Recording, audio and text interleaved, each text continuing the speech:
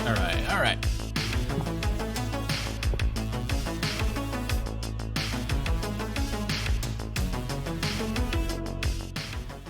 Let's see how this goes tonight. This is very spur of the moment. So we'll see what's going down. We'll see what's happening. Let's see here. Because it's music stuff, let's get rid of that. Let's get rid of that. Let's turn this on. Move over to here. There we go. We got everything up and running. Just making sure my piano and my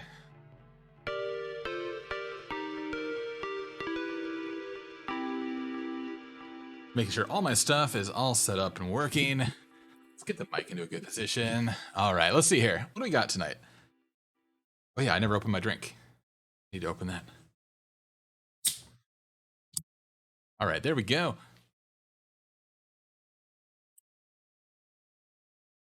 Okay, let's see. We are basically just going to see if we can get some stuff down real quick, because I had some ideas and I don't know where to start with this. First off, let's see how loud we have our master right now.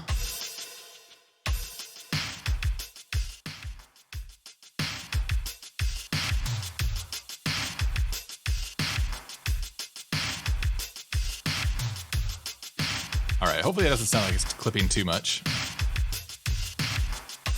9.6, all right.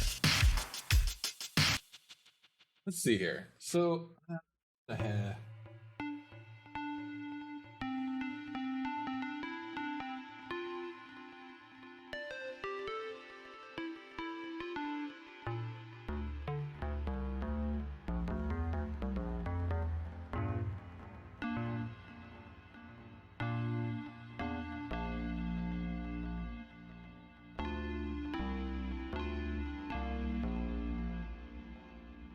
right, here we go. Here we go. So let's start out with this one here.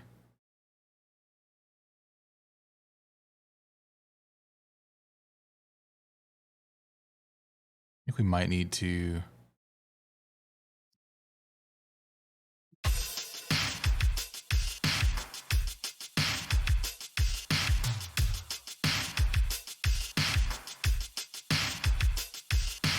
Let's just record into this real quick. It might sound a little weird.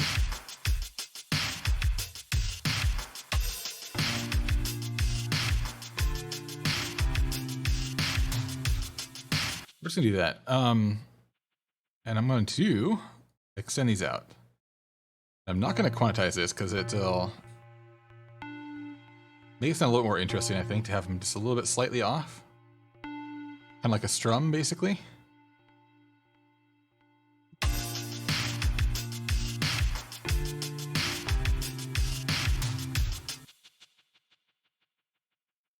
And we can basically go like that.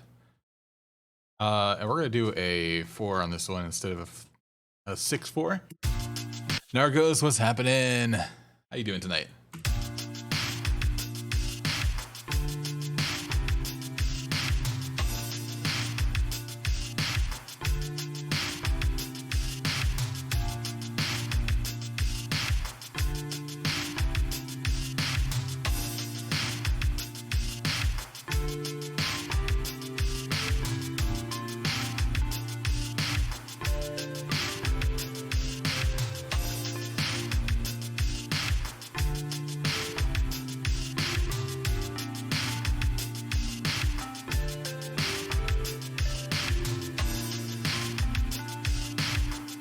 Killing some burritos? Hell yeah.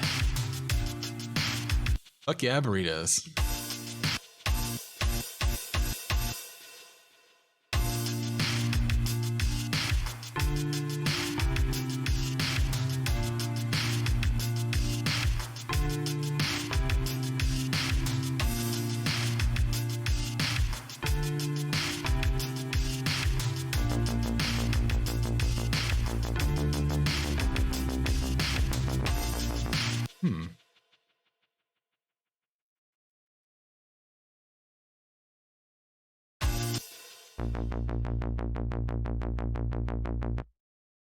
Let's throw that down real quick. Nice and simple. And it's going to be...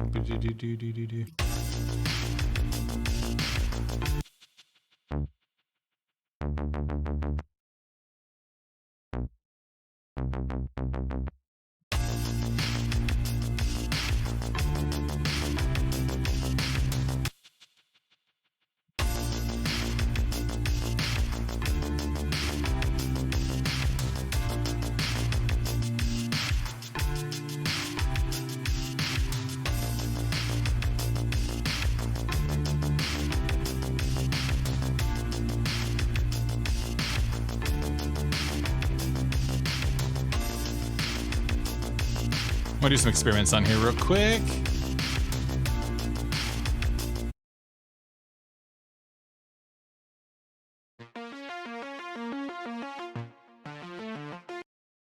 That's actually not gonna work. Cause wait, don't I have a Cthulhu on here? We need to get rid of that.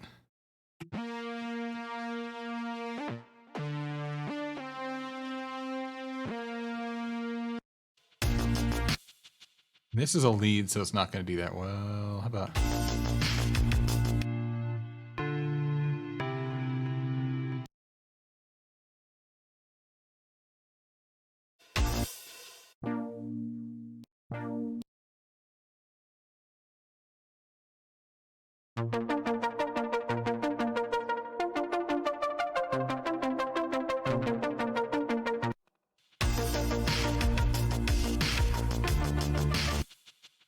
We need to do something with that.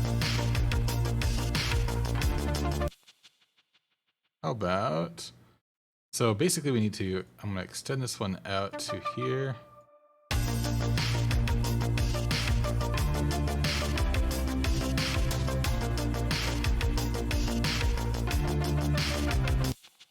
Wait, what happened? Oh, I'm an idiot. This one. There we go. We may or may not keep this. We'll see. Kind of like it.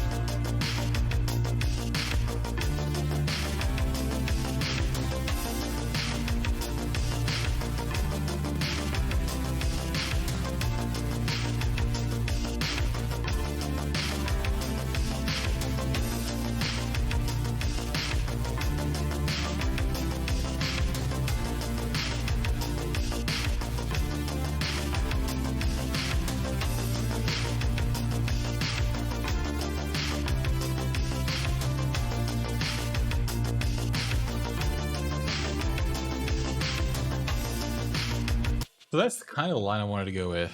Let's see what we got here.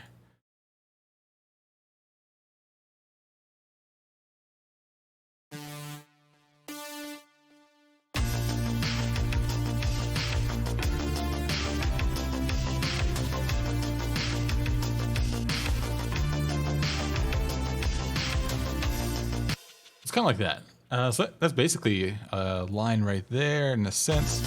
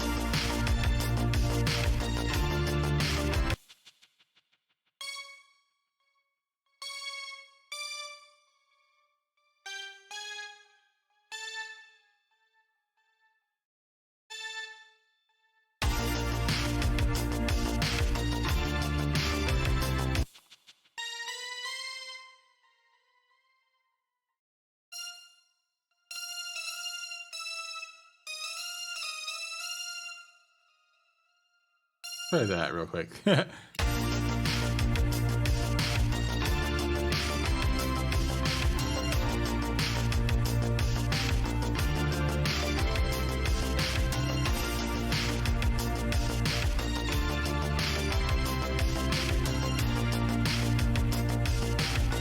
know what we're gonna do? We're gonna save that.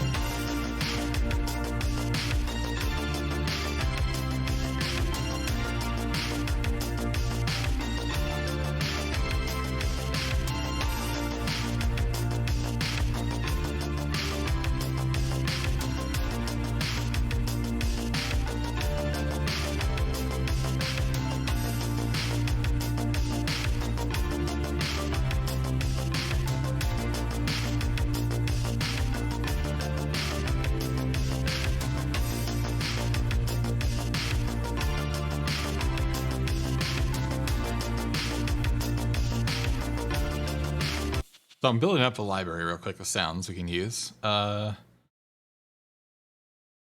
things we have are...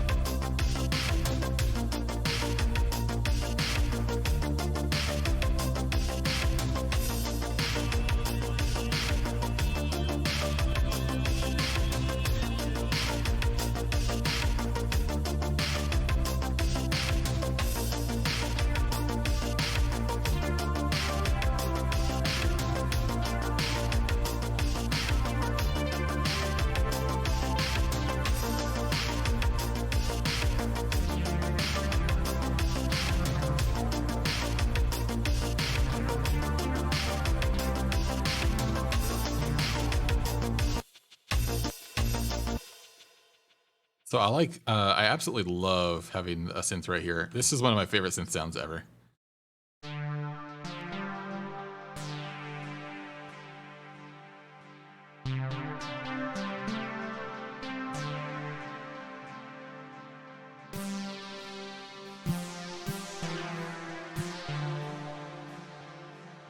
I have it set to do like a lot of velocity, so I can hit something really quiet like this.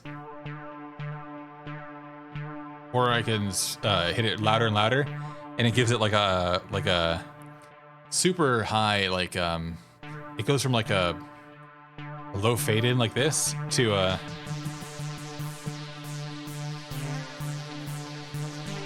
really high, like it's great, it's great.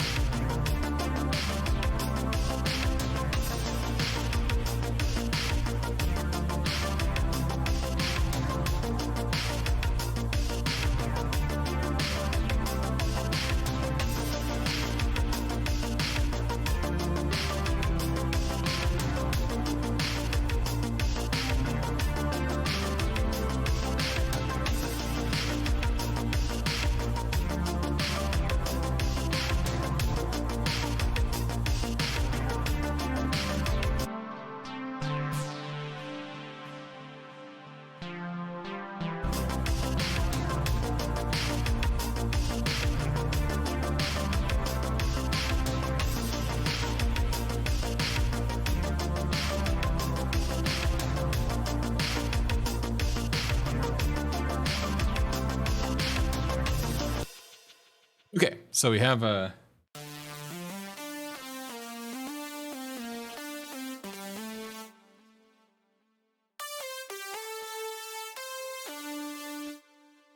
building up that library real quick. Okay, let's see here.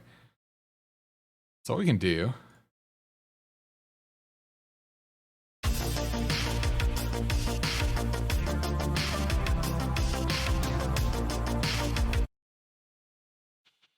Here's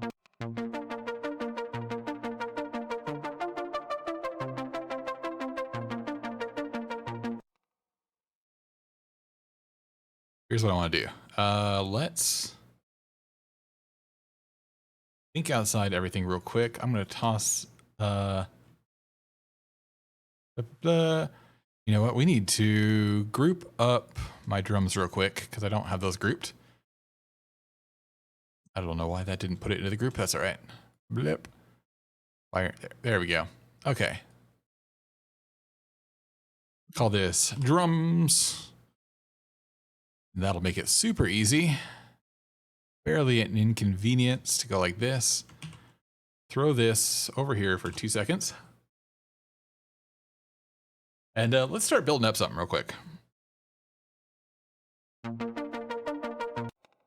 I want to start with this. We can go like this, and from right here. I also, oh, where is it? We need to find a good synth bass to go along with this. I have this one here, which is good. Why isn't that up? Oh, I have it soloed.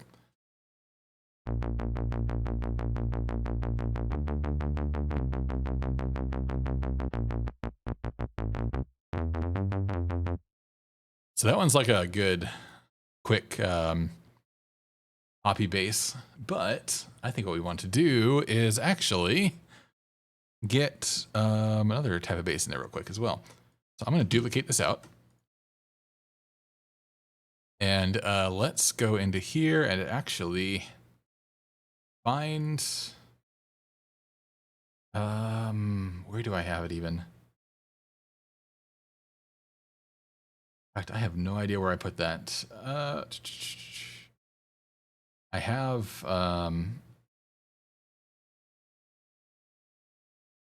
some good ones in here, but I'm trying to think. There was one I was specifically thinking is under retro bass, maybe not.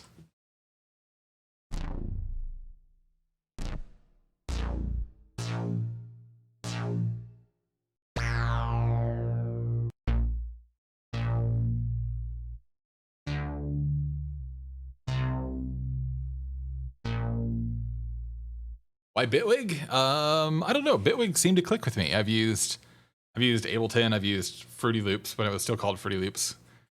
I tried out Bitwig when it came out because it was a bunch of old devs from Ableton that switched over to it, and they started making it. And there's so many cool things with this one that are just so awesome that even Ableton doesn't have.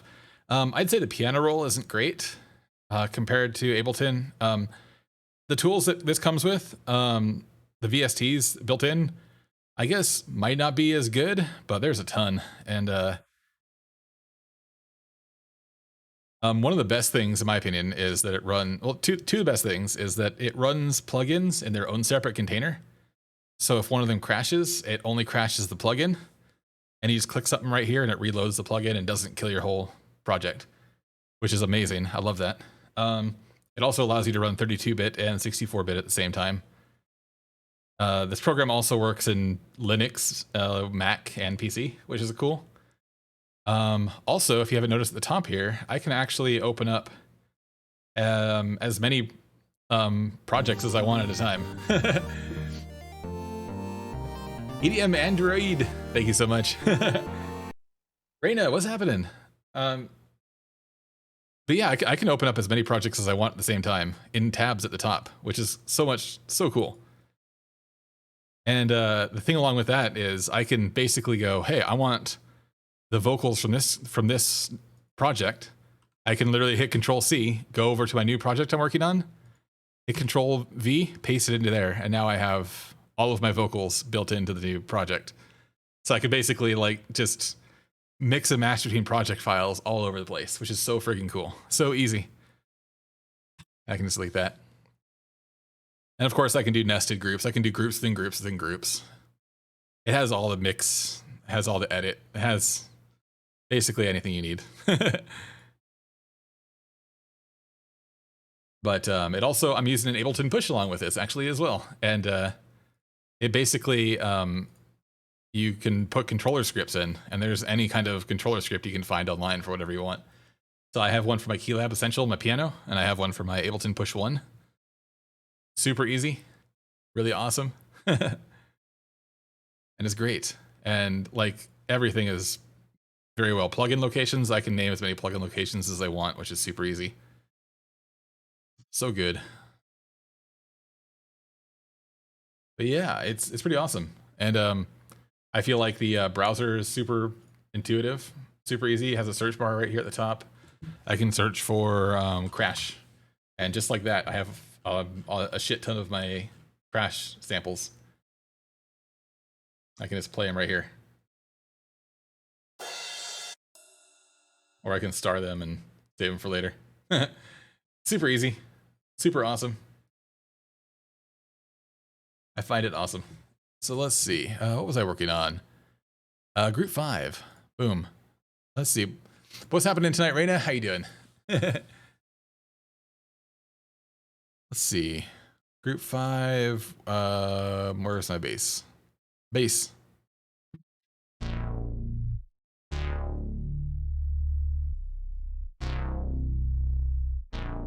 I do like this one.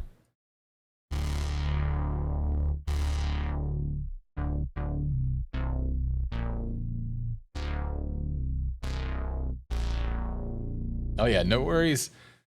And a lot of other things too. Like if I go down here, I can actually open up a bunch of little like modulators onto any device, like literally any device. And I hit this plus here, I can open up a bunch of things. I can put LFOs on here. I can put randomizers, which is really cool as well. MIDI, math, macros, LFOs, anything, random. I can put a dice roll on this. So I could be like, hey, I want the fill cutoff to be a dice roll. And literally friggin' like go, I thought okay in there, here we go. And I could be like, I just want to randomize this. So I click on this button here, turn it, see how it's blinking yellow, and I just click on fill cutoff. And now I am literally randomizing the fill cutoff, and you'll see this thing jumping back and forth under the fill cutoff on the right hand side of this right here.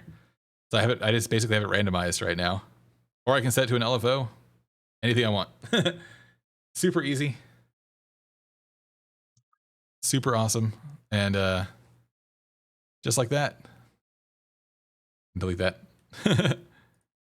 Too many cool things. I can also do multiple VSTs in a line. You can also bounce to audio. I could put audio and MIDI in the same track if I want to. So many crazy things you can do. I could put like multiple serums in a single track if I want to, just like that.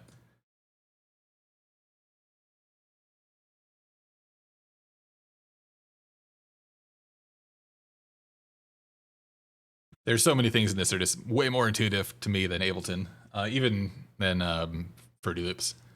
Configuring RetroArch for your Steam Deck. Fuck yes, that's gonna be so sick. What's the first thing you're gonna play? And why is it Chrono Trigger?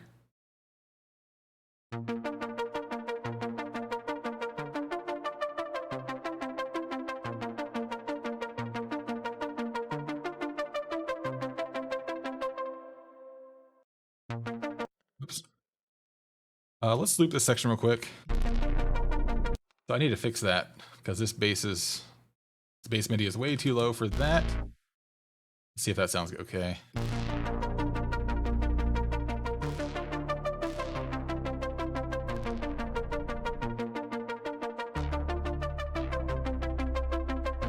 Silent Hill 2, fuck yes.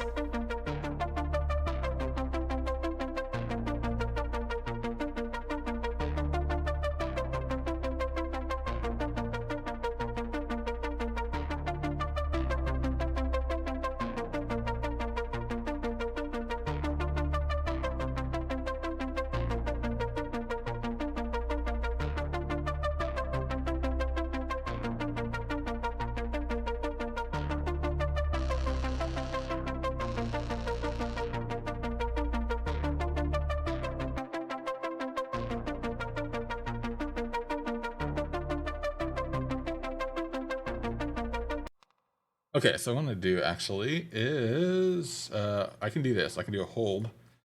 I'm going to modulate the hold. And so at the very beginning, we're going to keep the hold at 0%, which is what it's supposed to be at.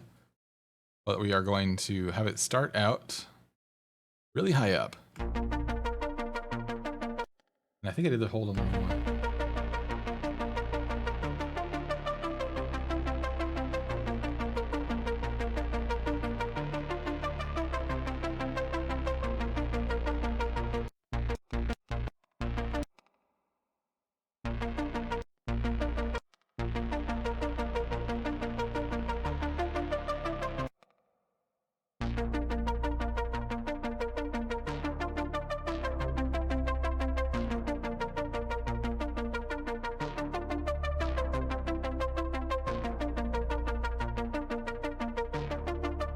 So let's also do the attack real quick. So the attack 17.8, but at the beginning,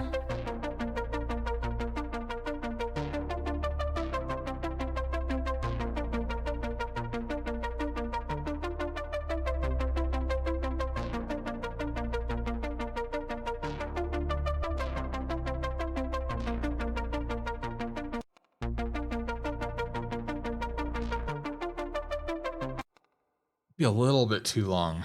Let's see here. You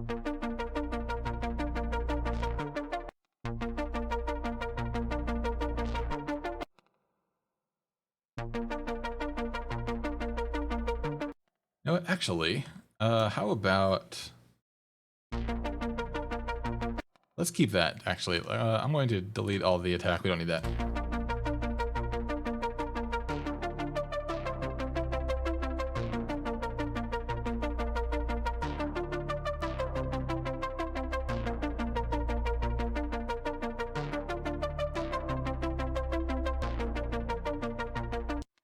You know what? Let's just start building out the song, and we can modulate all to our heart's desire later. But let's start building out everything real quick. We're going to continue this going for, I think, 8. Just for now. And this bass is going to change. At a certain point, I'm going to kind of fold it into the other bass. I'm going to think about how I want to do that.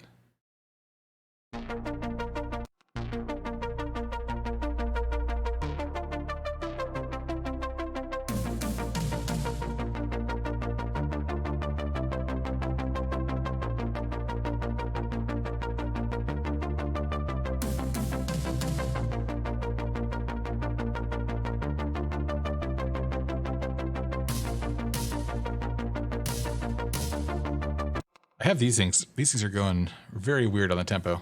I don't know why they're sounding like that right now. Let's change this to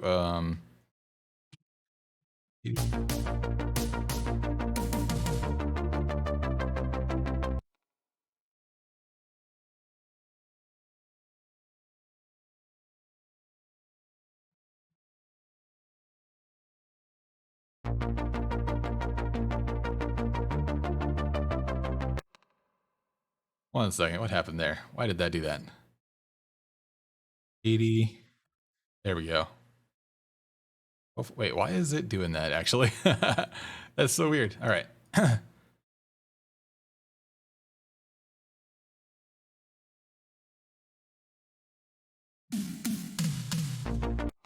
That's definitely double the...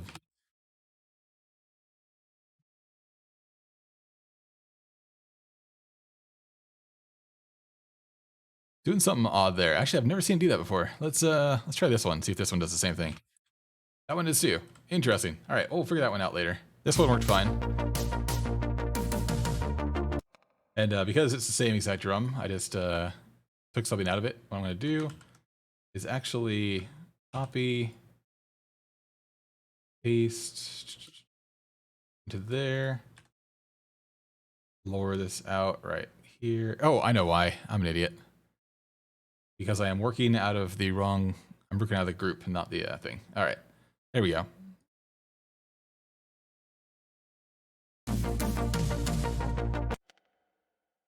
80 on that. Does it do the same thing? Yeah, it's doing the same thing on that one. Cool, that's fine. We have this one set up.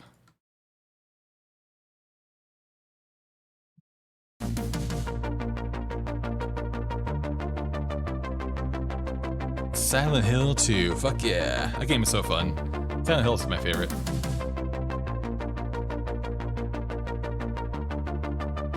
And we're gonna redo all these drums later. It's like super placeholder right now.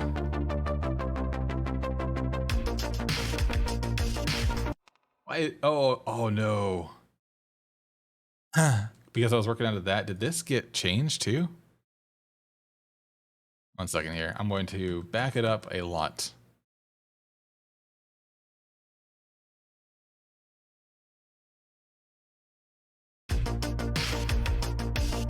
Yep, that got changed too, that's why. Okay.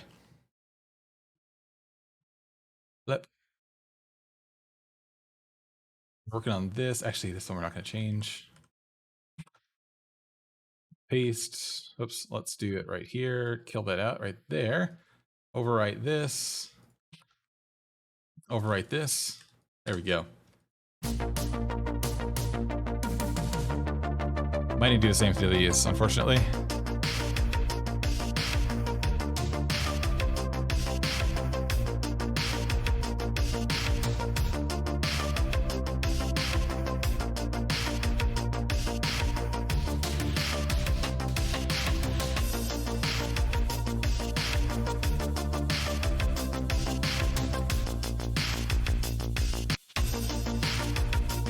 Okay, so we're kind of starting to build some stuff out. I'm going to come back through and we're just going to get everything down into here we can, which we are going to eventually cut down. But right here at the drums, we're doing a, right here is 4 in, 4 in, then right here, I believe. Yeah. What we need to do is actually kill out these things right here.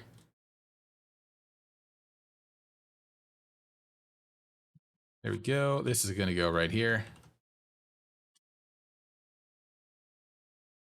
In fact, we might copy paste right here like that. Kill that out.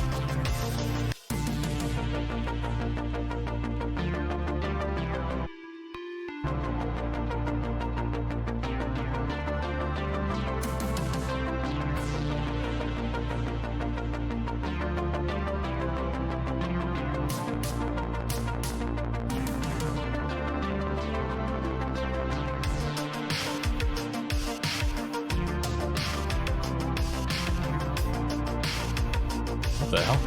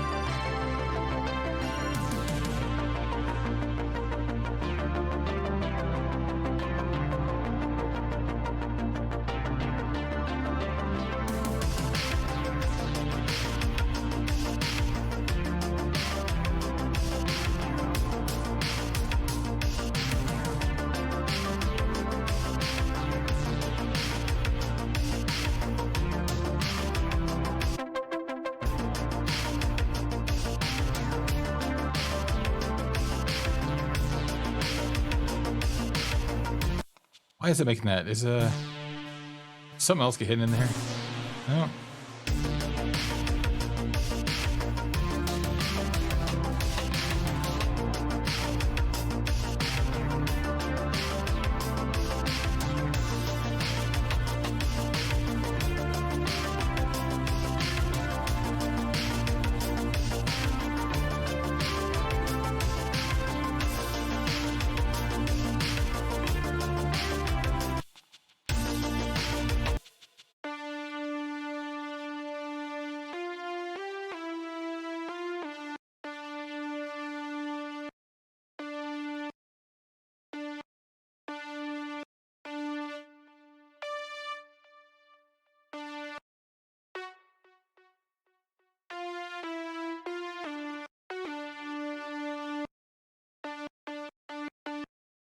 Okay.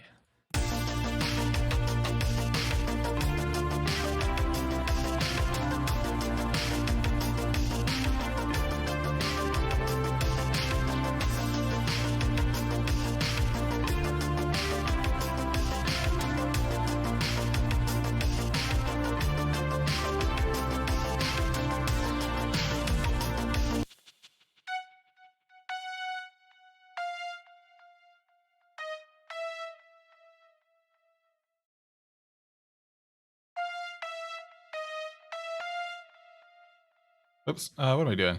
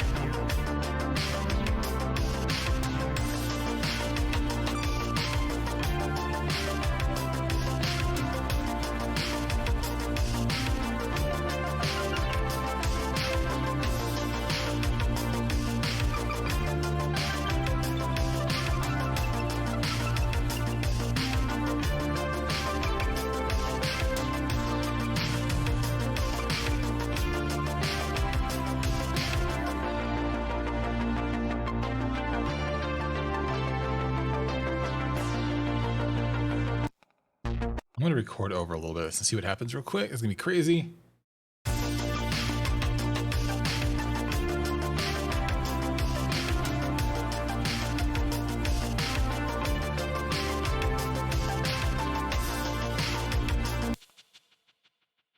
Okay, here we go. Let's see what that did here.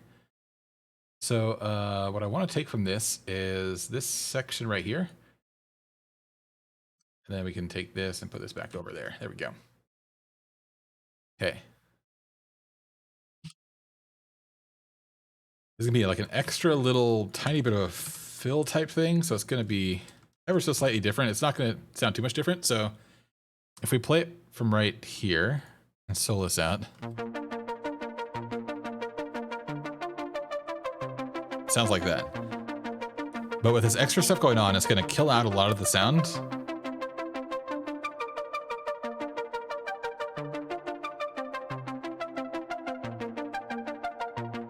And completely change the art because I just recorded over it. So I just completely changed that ARP up and it sounds super cool. It's super subtle in the background. So if we play both these like this.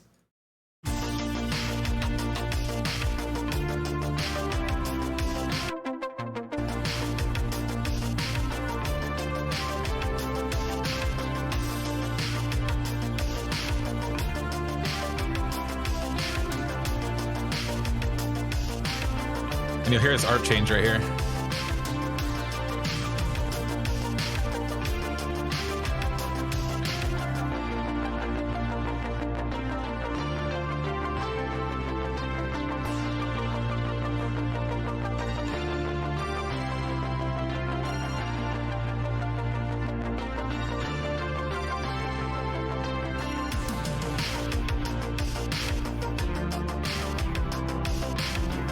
I'm gonna do the same right here.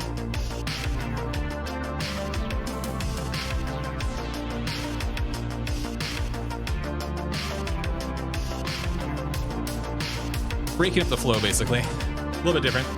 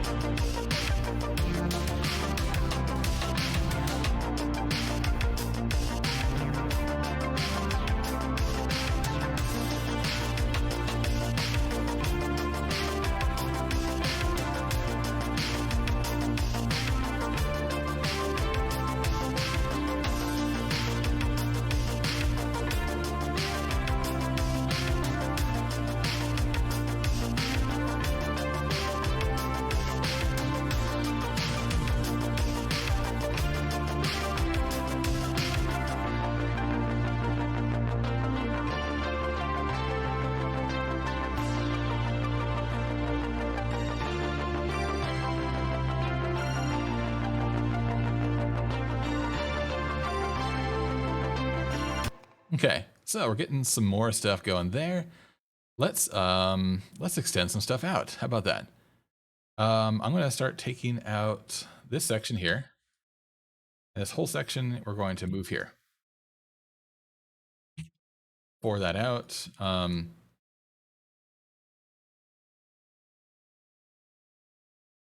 And we could do a build-up section as well. I kind of like doing that sometimes. And the way we would do that is I would just literally kill that right there. And then don't need this. Toss it way over there. These are good. In fact, let's copy. We have a whole section right here for build-up.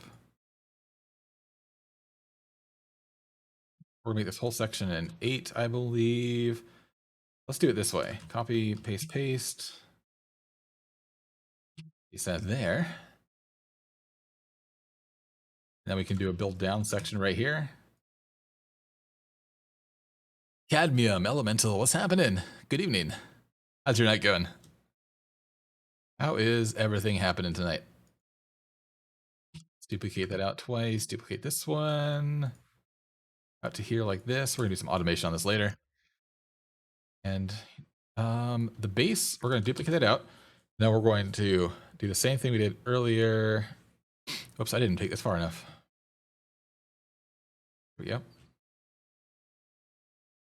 I might take this out farther, actually, now that I'm thinking about it. Let's do a full 8. Let's do a full 8 here, and then take this out to 8 as well. Boom. And this, we're going to duplicate out to a full 8, and bring it up like this.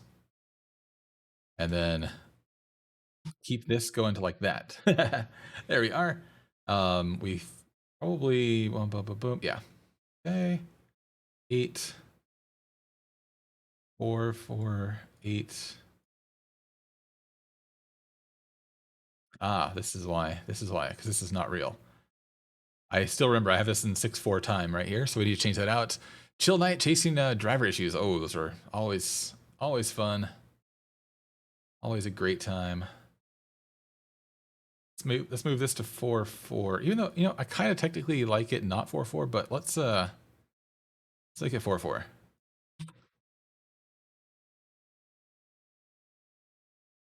Be right here, here. Actually, yep, kill that one out. 2, 3, bam. 1, 2, 3, bam. 1, 2, 3, bam. 2, 3, bam. 1, 2, 3, bam. 2, 3, bam. Right here's the last one. Let's use this to cap that one out.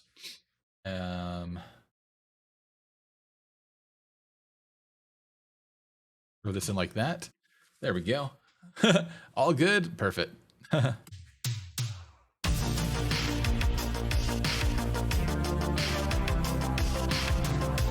Okay. Now we need to take this and we are going to, boom, take that out, throw this up like that, kill this down really quick. Oops.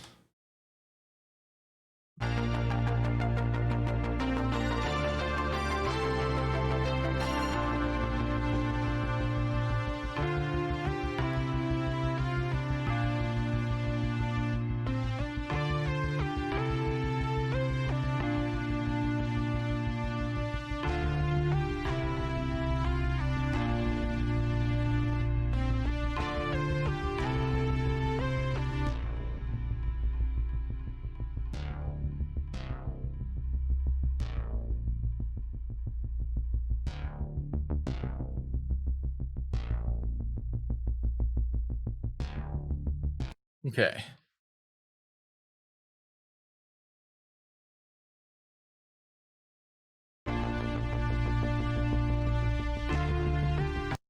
Nice. Hell yeah.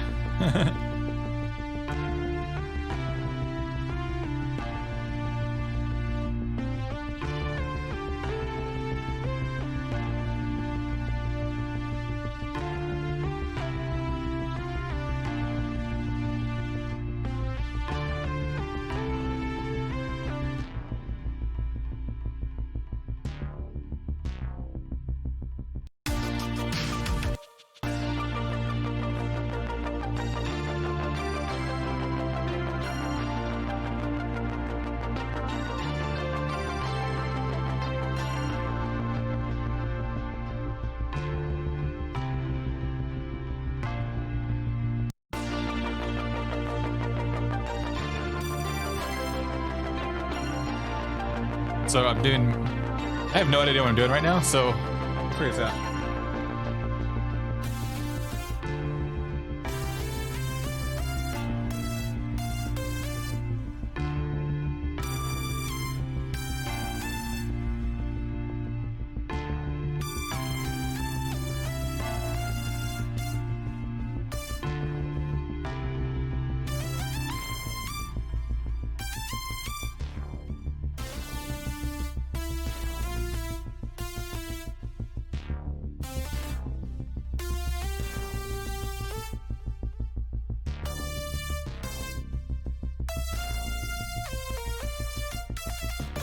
Let's see here.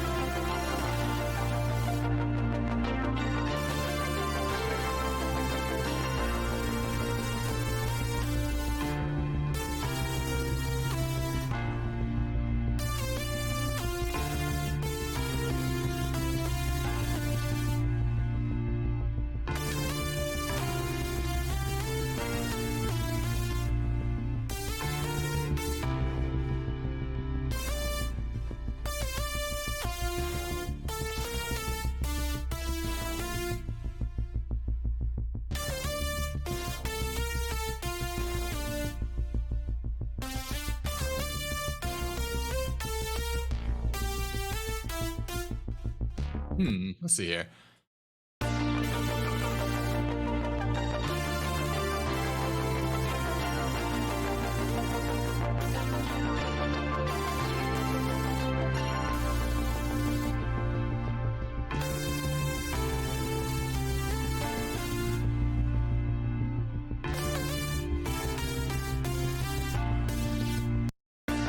Trying to think of a nice line, like a lead that I like. That's gonna be kind of hard to find.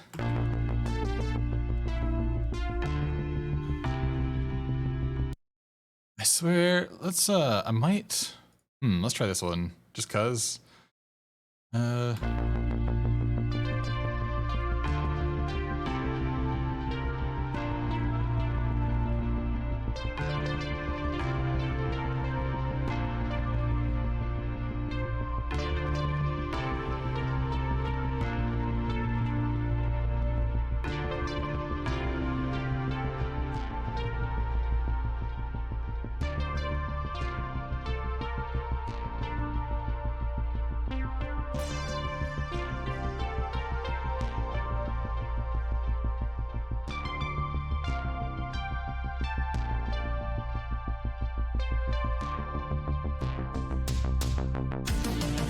we can kind of do something like that. It'd be interesting. Let's just record something real quick, just so we have it down.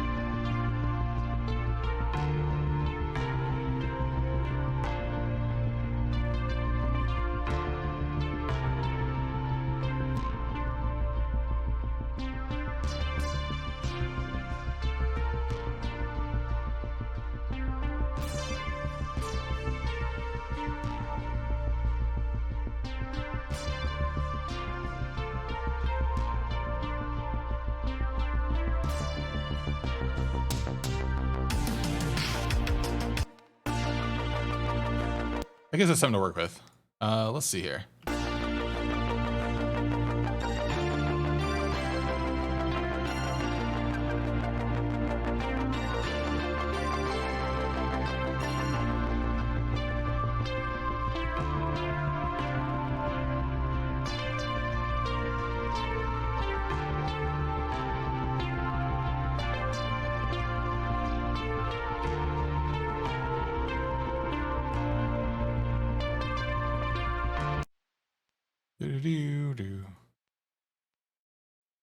We'll do something interesting here. And I'm not going to play it until we get it good because we'll see what happens.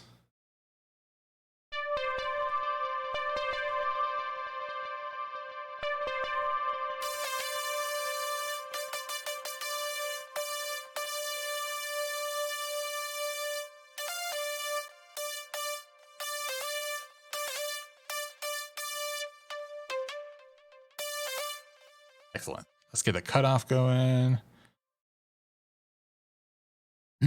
All right. How about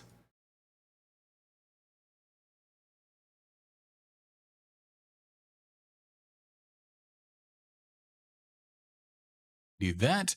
We have the cutoff here. Let's do a quick cutoff right there. Then to right here, we are going to kill this down. Just do a slow build up to right here.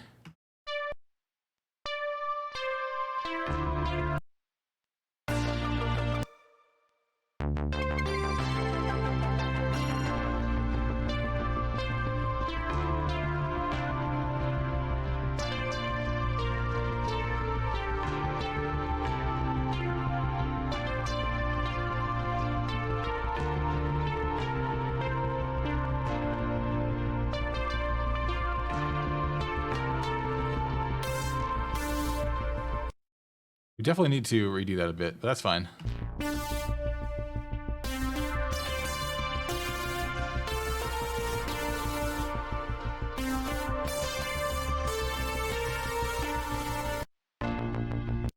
So this one here, so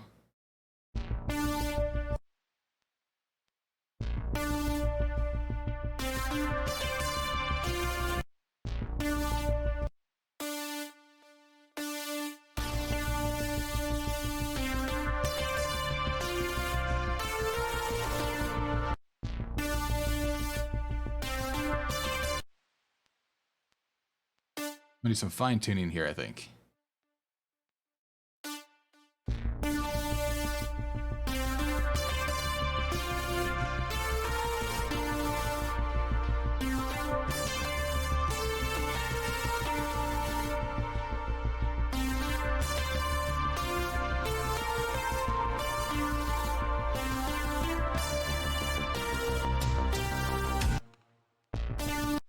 I don't like that ending right there.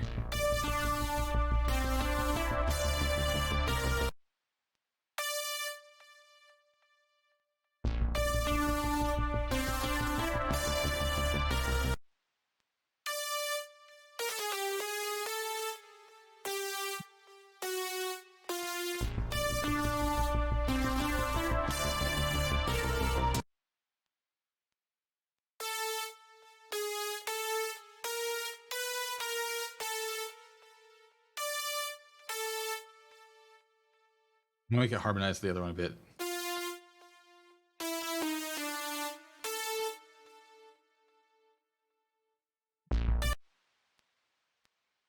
Take a second here.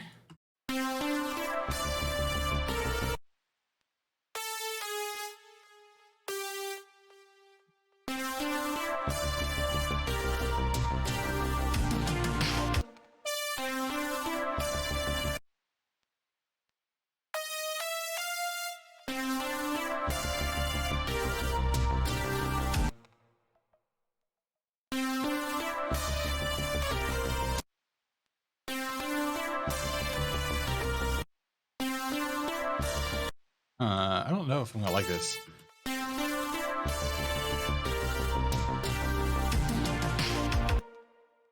I am not digging that, so we're just gonna undo a lot of this here for just a second.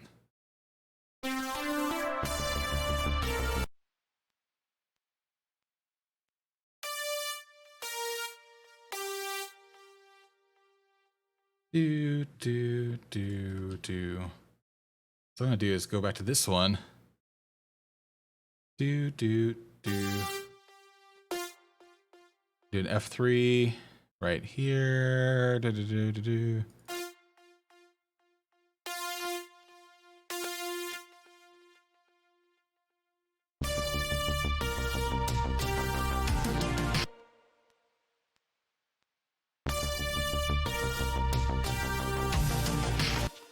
I forgot I had that going.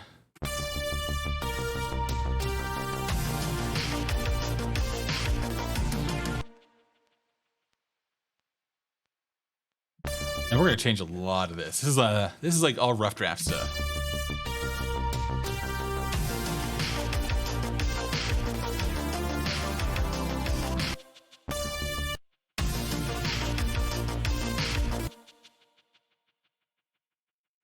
And with this, I think we're gonna do is go like this, do some cuts here. How about actually? I guess we could work on this in a full.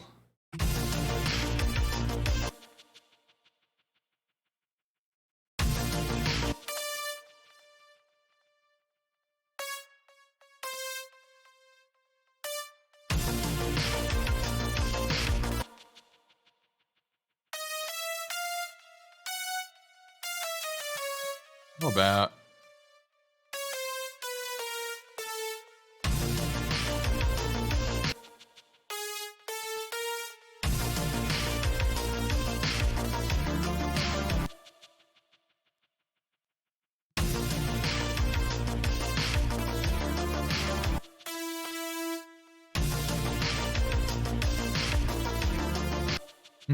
There's a lot of things that I don't like with this, but I think there's things in here that are going to be quite good once I can figure it out.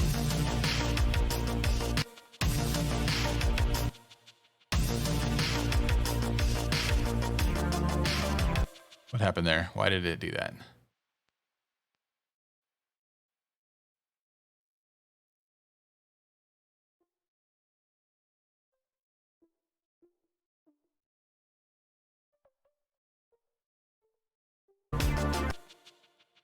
That is weird. Something got messed up.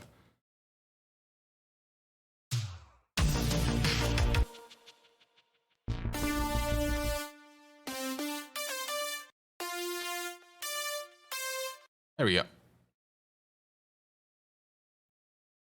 We'll come back to that later. Work on that some more.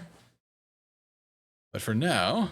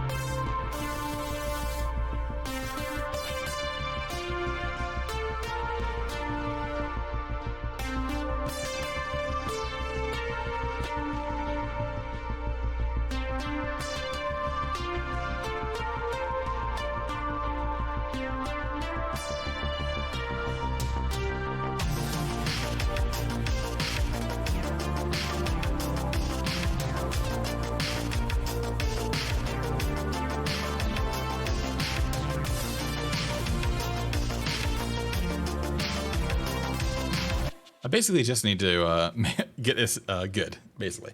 I just need to get good. That's all there is to that.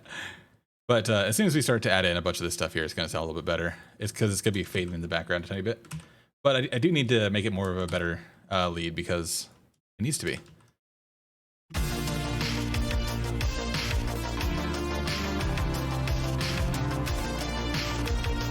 Oh yeah, absolutely.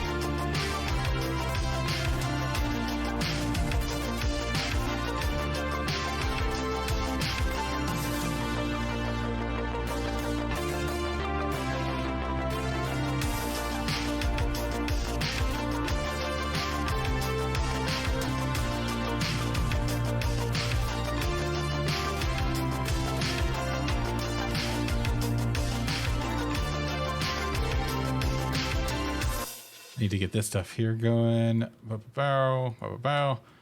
That should be good. I think I need to cut it like this a little bit. Just get that out of there.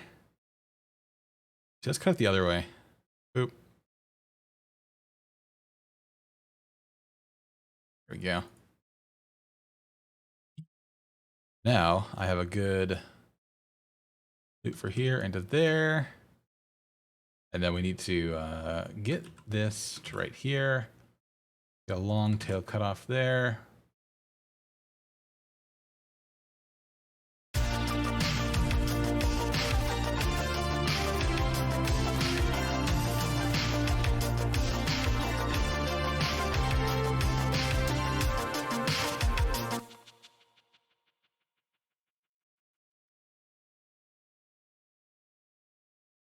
All right, let's see here. Starts right here, 4, 4, 8.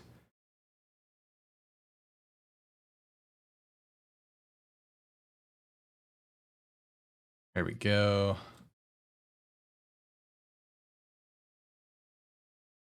I need this down just a tiny bit. Right there. Kill all this by.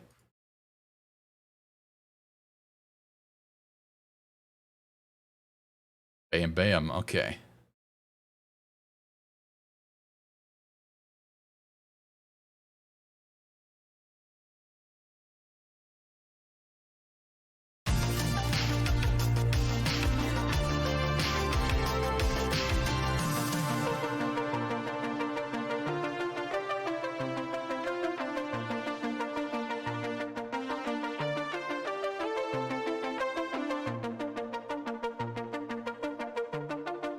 kill that for a second. We're going to get, we're basically going to do a reverse of the opening and end. So it's going to be a quick this to right here. But we're going to move this to the left-hand side. Why is it doing that weird thing? There we go. And this is going to be the opposite. So instead of going up, it's going to go down. Kill that. Slice that. Boo, boo, boo, boo, boo, boo.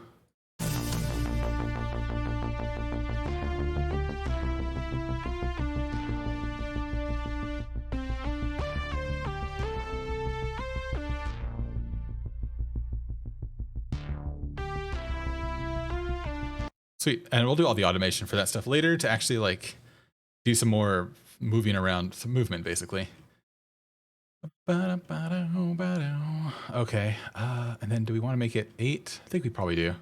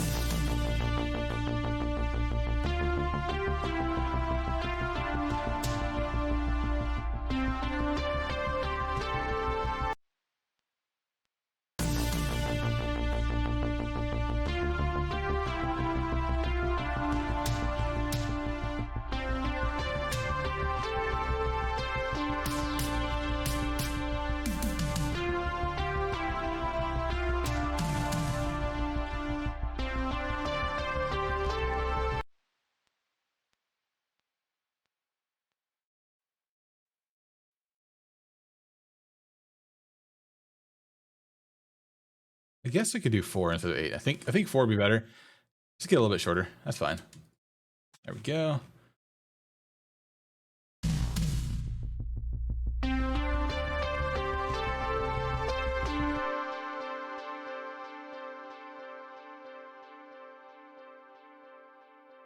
It has a super long tail. I might kill that. A little bit short. Wish I can do on the master. No problem. Go to the master. Wait, where'd it go? We're going to go directly into this. We're going to do a... How do I want to do this? Let's actually just do a quick gain on this. If I do a gain, I can... Bloop. Do an automation pass on the gain, which will be at basically 0 dB the entirety of the track on master until the very end when I would want it to not be. It'll basically fade out to 0 by the time it reaches the end. And I'll give that a little bit of a down slope. There we go. Fist to face gaming. What's happening? How's your night going? Better save this.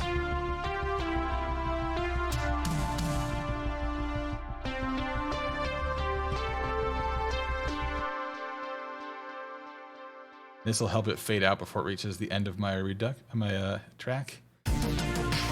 There we go. Okay, sweet. All right, let's see here.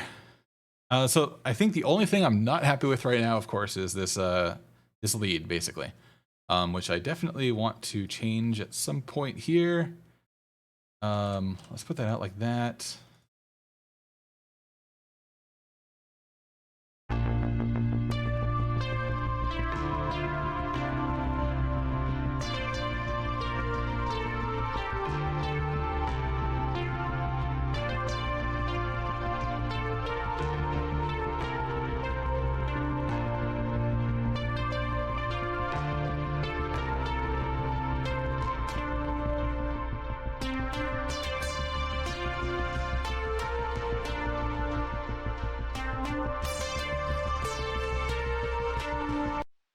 So what I really want to do with this instead is kind of have like a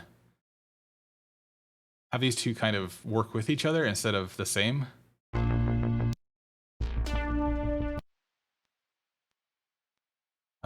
So actually, I'm going to do.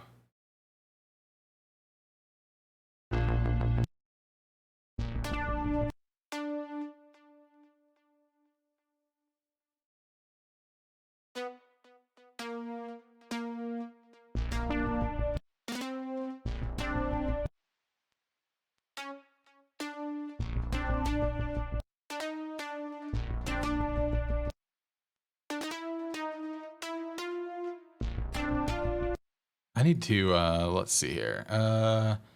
Wrong thing. Let's go into here, to do Serum.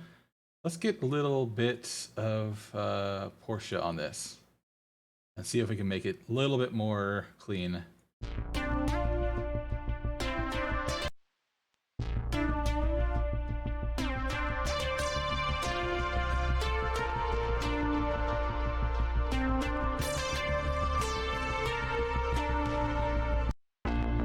So what Porsche does is it basically slides. It tries to slide between notes. So if I'm playing like a, oops. If I'm playing like a note here.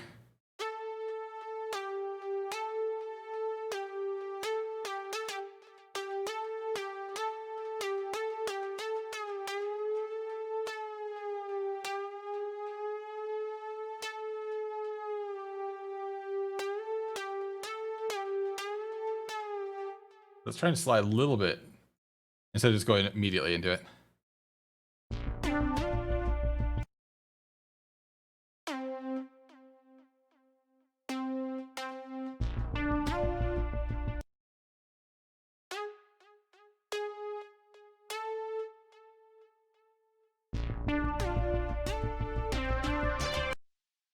A bit less than that. Joker, what's happening?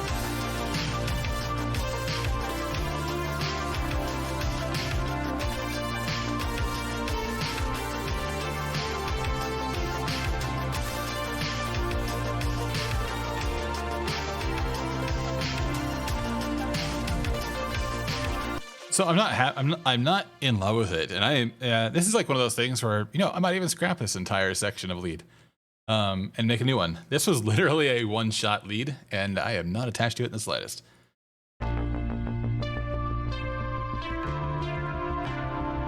I love that section at the beginning. That section's awesome as fuck.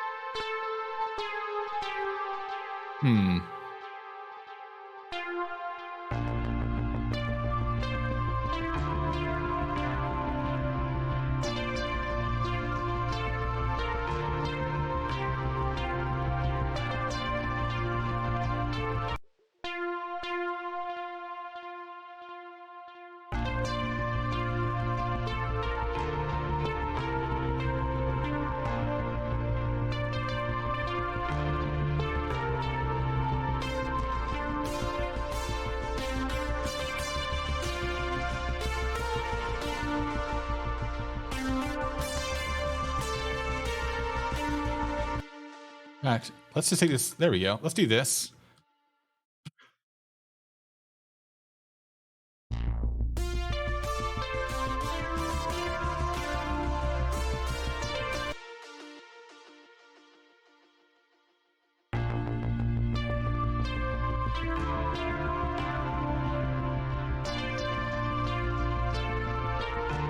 Actually, wait.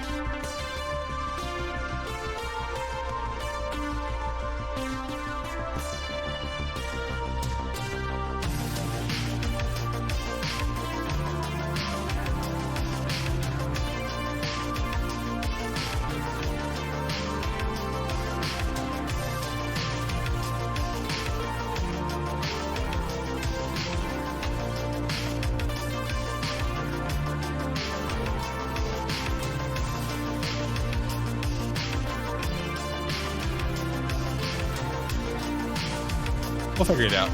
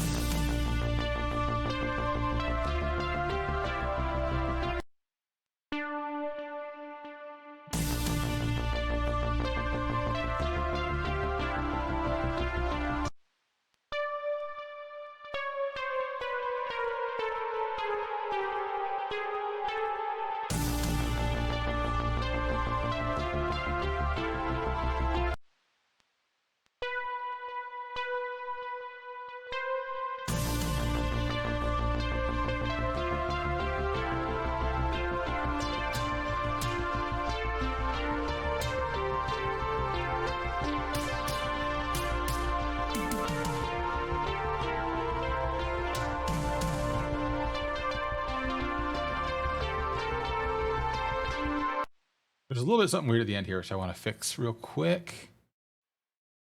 We're going to, actually, I'm not going to consolidate that. We're just going to work out of here.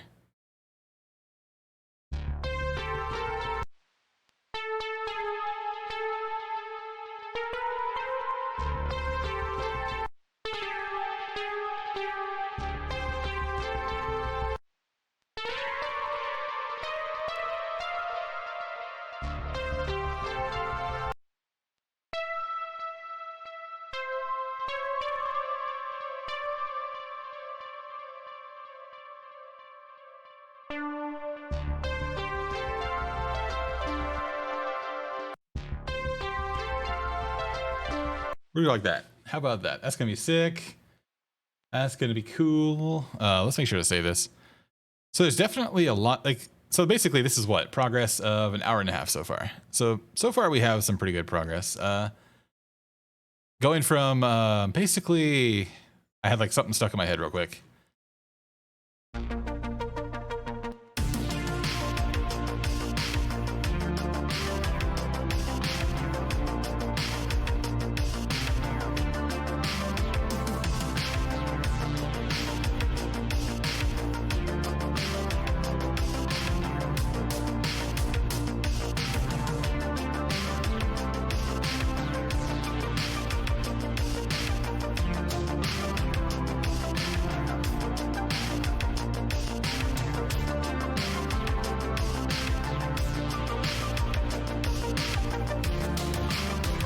Hell yeah. Hell yeah.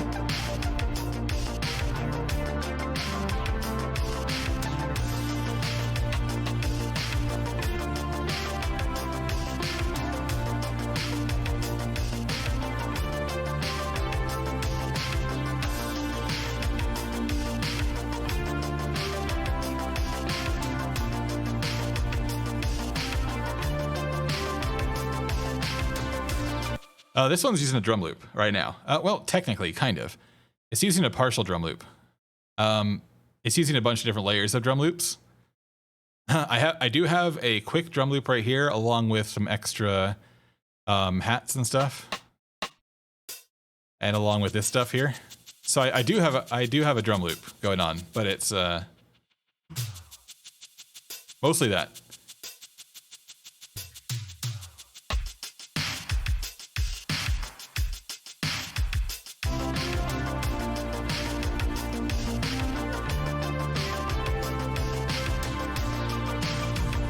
It's all about layering and stuff. I have tons and tons. Most of my tracks I don't use loops on just because I don't. So like this one here, it's full on drum machines where it's basically, I can't play it right now because I have audio engines on the other one, but it's mostly just, yeah, with these, it's just MIDI drums.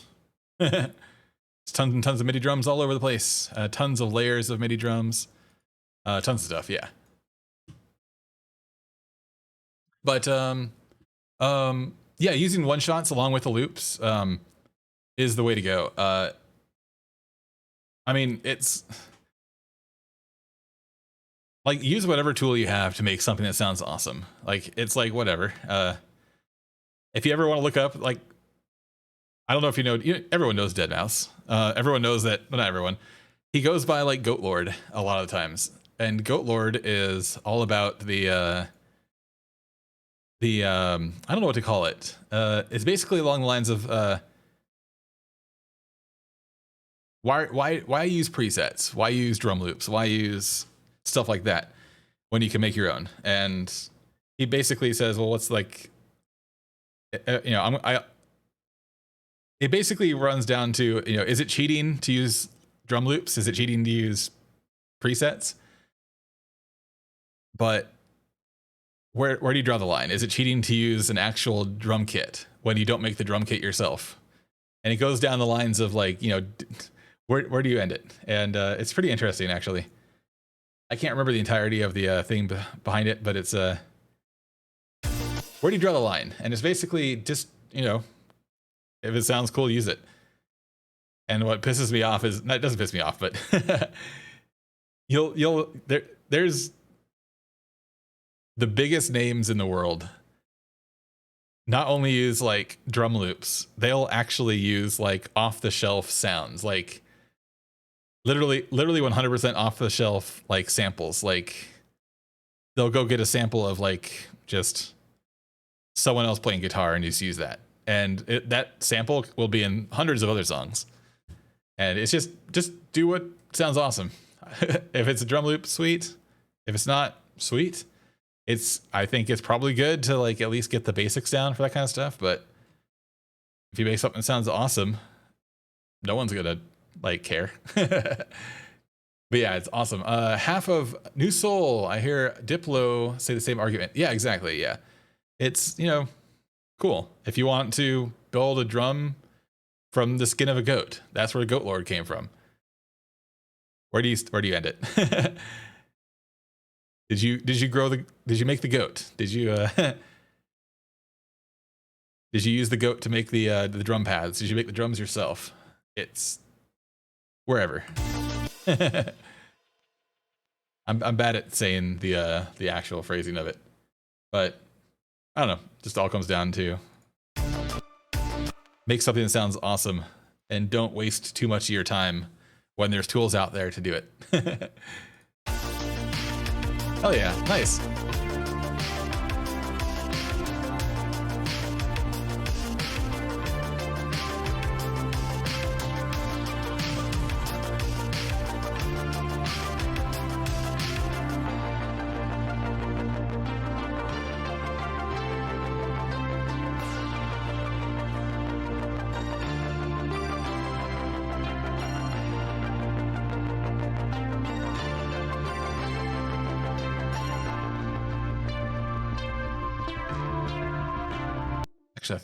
I need to actually extend this a little bit further.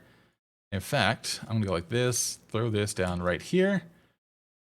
And we are going to do a little bit of extra crunch work on here to throw down some of this.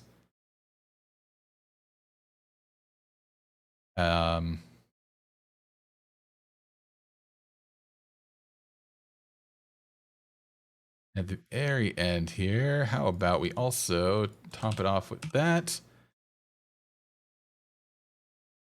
Now I'm going to do an extra like 4 beats of this to see if I like that or not. Maybe not, but we'll find out.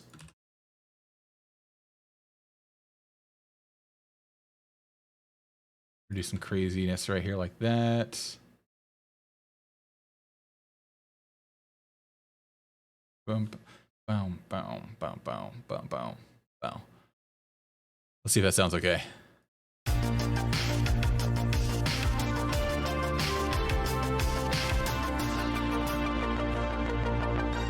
Don't like that one.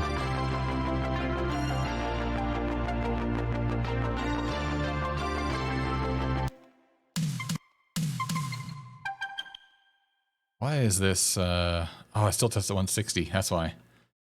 80 on that. Oh, it's still broken. I don't know why it's doing that. I need to fix that later. So instead, we're just gonna go like this.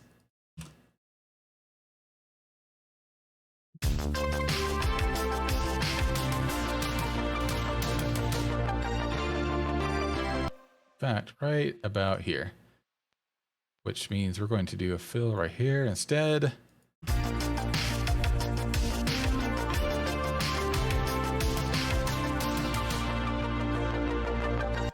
Now we need to get this quick little hit right here.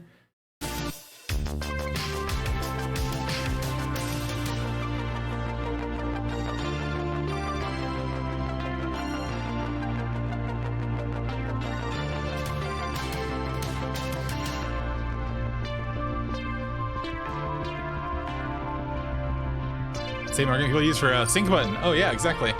Exactly.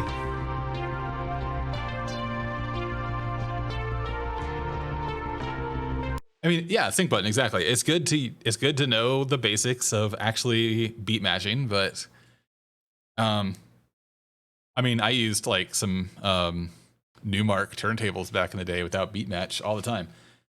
But then, you know, when beat match comes out, it's like awesome, fuck yeah. Why not? It's not perfect, but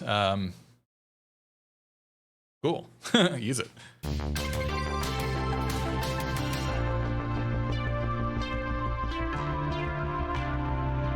especially nowadays, most artists just don't. Technically, I guess if you're going to like a festival, it's a preset. Well, from the I'm not gonna say always. I'm gonna say the vast majority of those are like preset shows where they know exactly what song is coming up next. If you're playing to like an audience in like an actual like DJ booth at like a pub or just like any kind of like thing like that, you're playing to the audience and you're changing up songs all the time based on what you feel the audience is doing. And so you don't know what song's coming up next. Beat match, people don't care. Your audience isn't gonna care. Just make it sound awesome.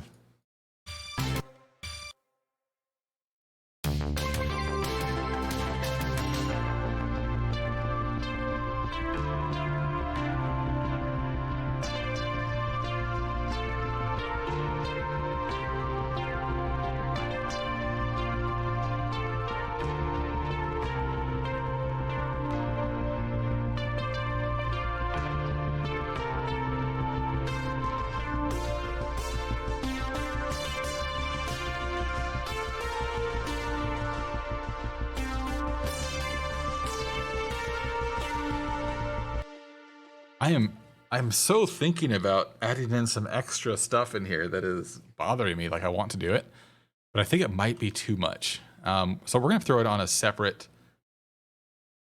track here, using the same exact settings. Except this one, I think we're going to put a massive delay onto it. By massive, I mean pretty massive. Let's go like that, and kill this one for a second.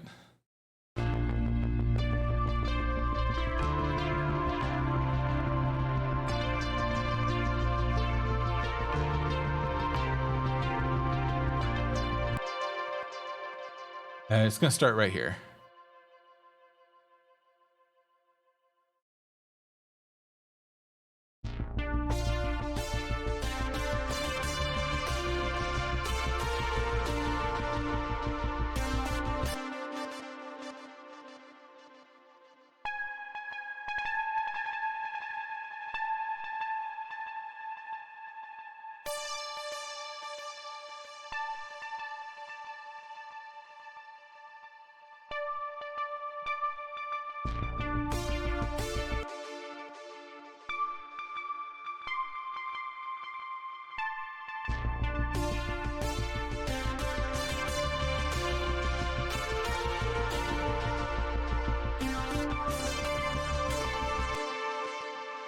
Actually, I feel like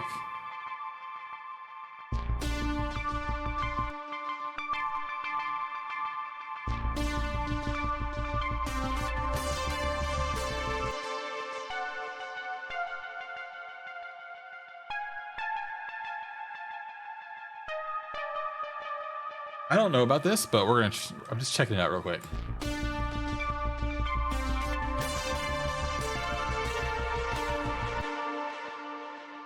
I'm making it super velocity lowered. I might even do lower than that even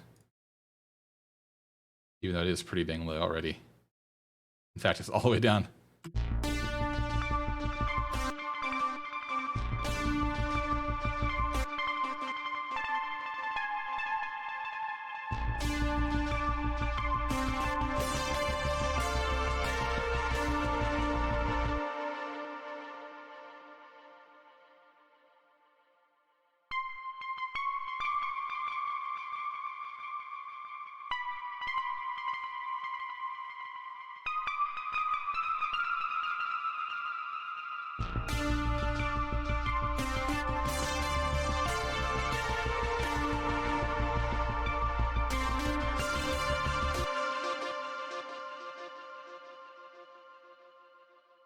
I'm not super sold on this, but we're gonna try it. We're trying it out. We're trying to get anything we can really quick and easy. In fact, I might actually do this.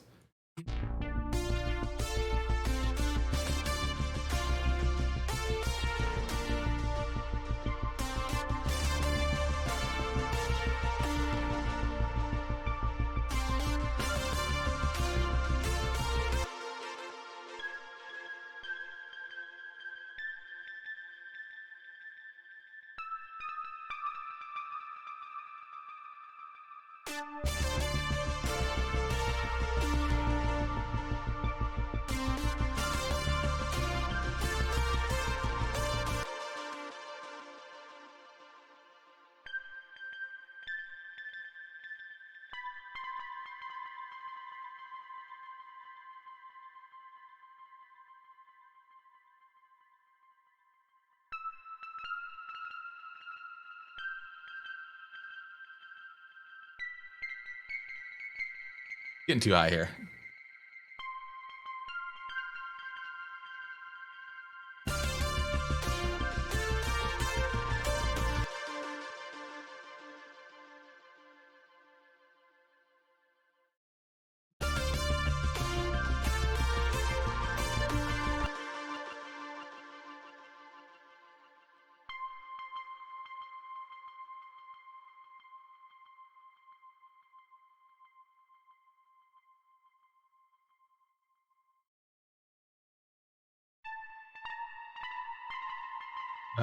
Do, do, do.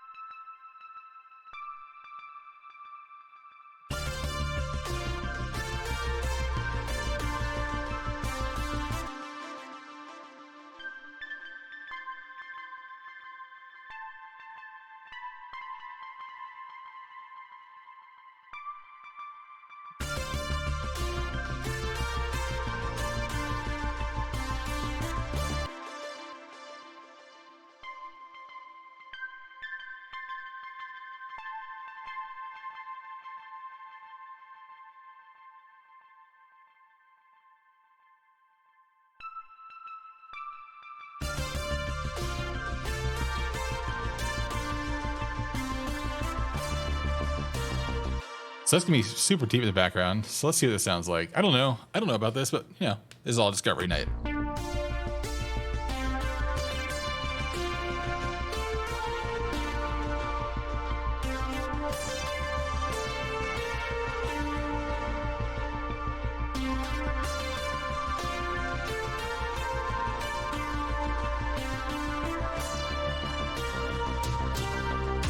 So you can't even really hear it, which is kind of what we're going for. But let's see if we can extend that out just a little bit more. We're going to kill out all of that and just have the high notes here. Do that, and then we're going to do a quick consolidate. There we go. Okay.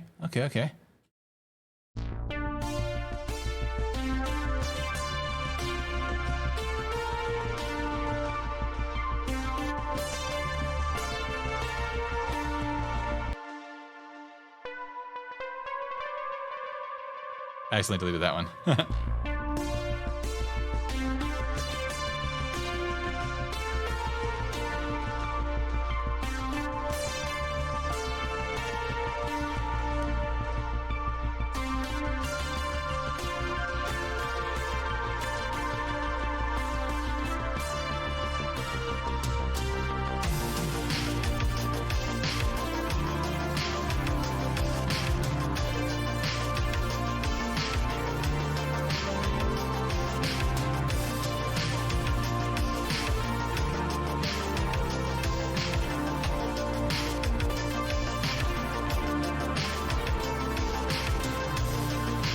So there's definitely some stuff that we need to fix here because it's all down to this lead at some point.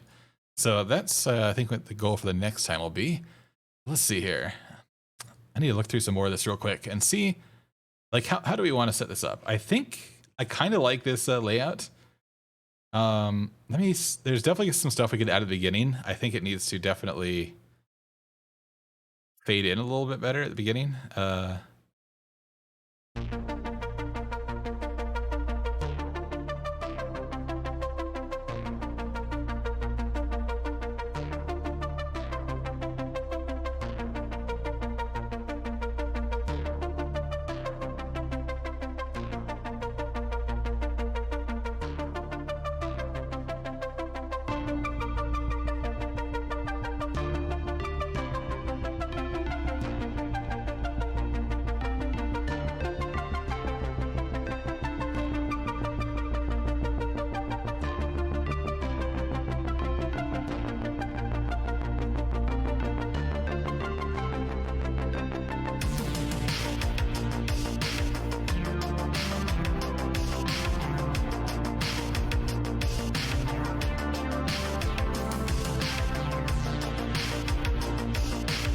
That needs a little bit more.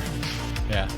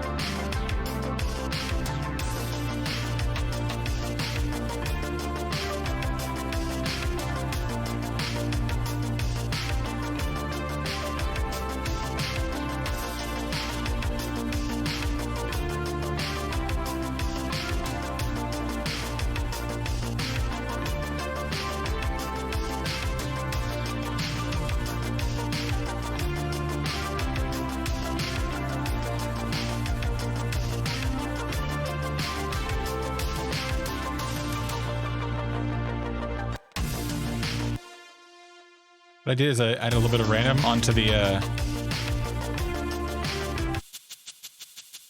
do a little bit of random onto this real quick, onto the wetness of the mix.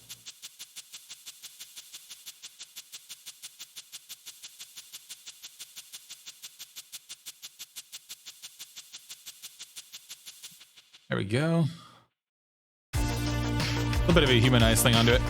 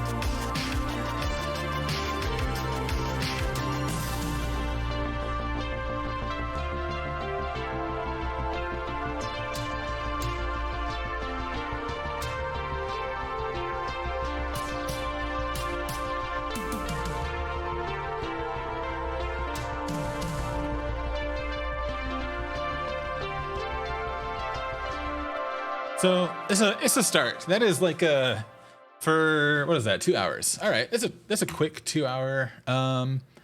Get a pretty decent start going on this. I feel like it's in a situation that's great. The biggest thing I need to work on is the lead synth. The lead synth is definitely there. I like the sounds on it. It's just muddy. Like it's not muddy in a sense. Sorry, it's not muddy. It's not played very well. I'm blaming the artist on that, which is me. I blame me. It's good for a one shot. It's good for a one shot. I never actually replayed it. I just need to quantize some stuff a little bit. I don't want to quantize it too much. I love having my stuff not be like picture perfect on the quarter notes or whatever you want to put them on. I don't like that. I love having everything like slightly off. And that's the way to go, especially with like synthwave and stuff. Like if you look here, none of this stuff is actually like directly on the beat. Like it's like a little bit before, ends a little bit after, humanizes it. And by humanize, it just absolutely makes it so much better in my opinion. It's not so like polished and just crystal. I don't know what to call it.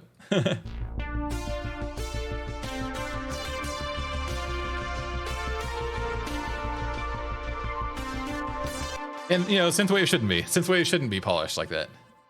I mean, it can be. It's like whatever, do it. But I like the sound when it's not. And in fact, we could do some stupid stuff on here too. We could oh my god, let's do something stupid here. Let's add a retro color onto here. We're just gonna do a retro color on the entirety of it all. We're gonna keep the wobble. We're gonna keep it all. Actually, we're just gonna keep a default vinyl setup. This is gonna be a little bit interesting. I might have to turn it down a tiny bit. Turn on magnitude. Well, let's turn on the noise a tiny bit because noise is loud. We're gonna keep the crackles on there, but the magnetic on there is great. We got the tubes going. We got the tube pair distort. This is gonna make it sound interesting. In fact, let's how about let's just see what it sounds like default. It's gonna add a little bit of like vinyl crackle to it and stuff like that.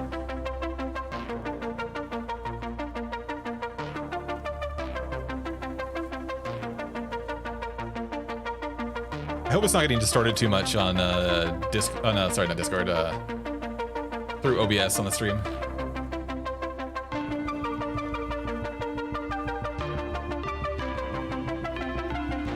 Check this out if I turn up the wobble.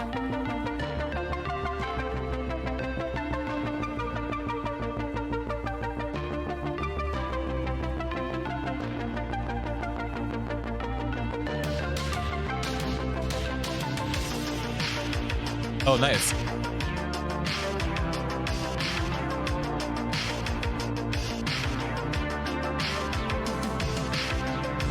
If I'm talking right now, am I clear over the volume of the music? I know it's really loud right now.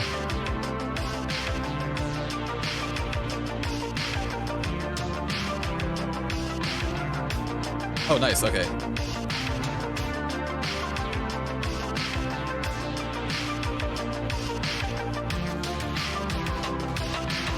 So, oh, good, yeah. I have my mic set to anywhere between, it's anywhere between -15 to -7 or 8, somewhere in that range, with a compressor.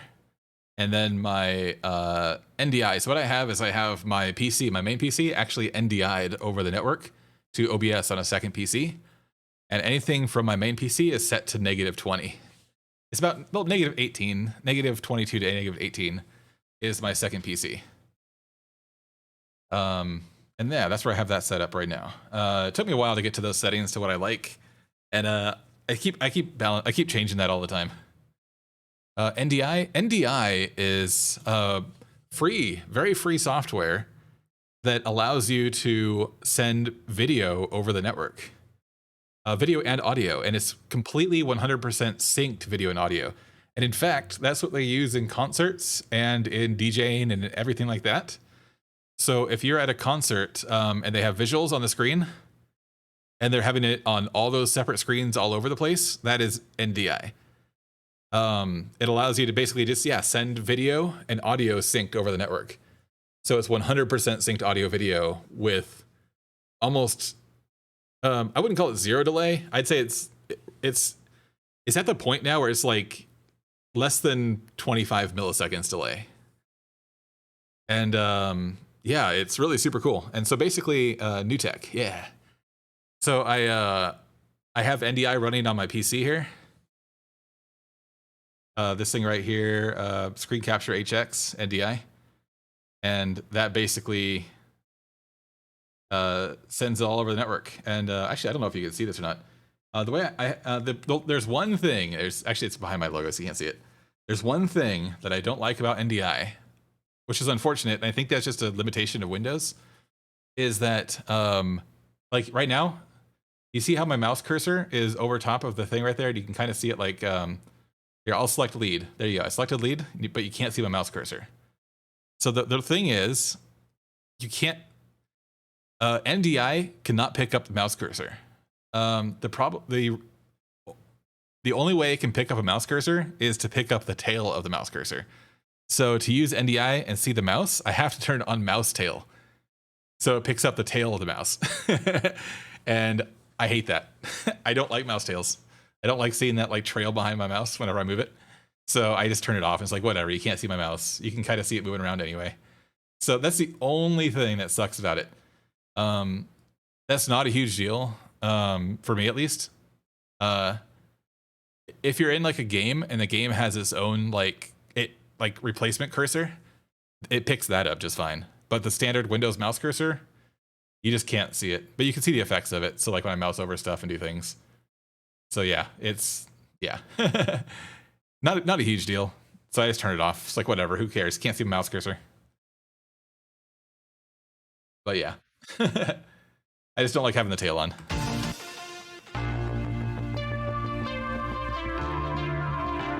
So I actually kind of like having that little extra noise crackle. So you can probably hear it right now. It's super quiet.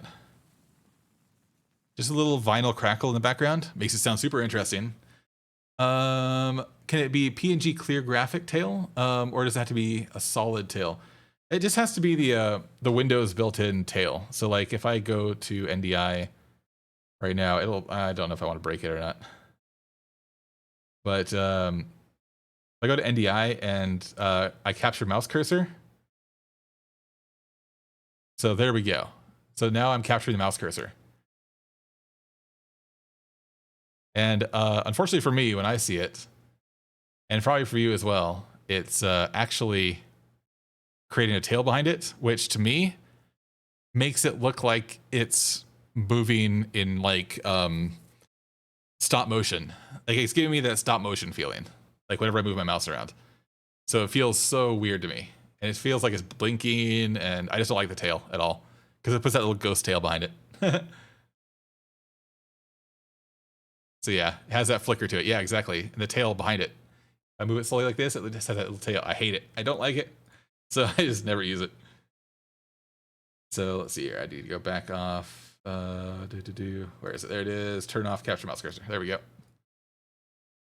Ah, perfect. Okay. It feels like the early, exactly. You remember back in the day, back in like the Windows like XP days, everyone used like mouse tails that were like insane.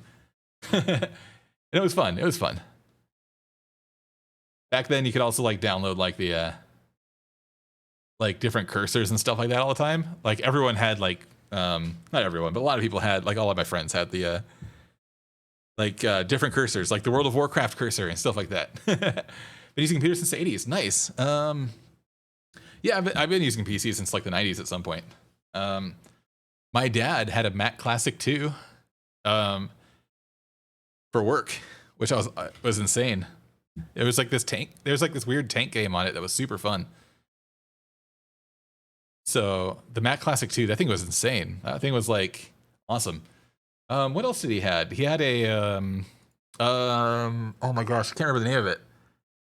It had the 5.25 inch floppy base, and it didn't have any internal storage. It used vector graphics. I'm not sure. Actually, I can't remember anymore. That was so long ago. But yeah.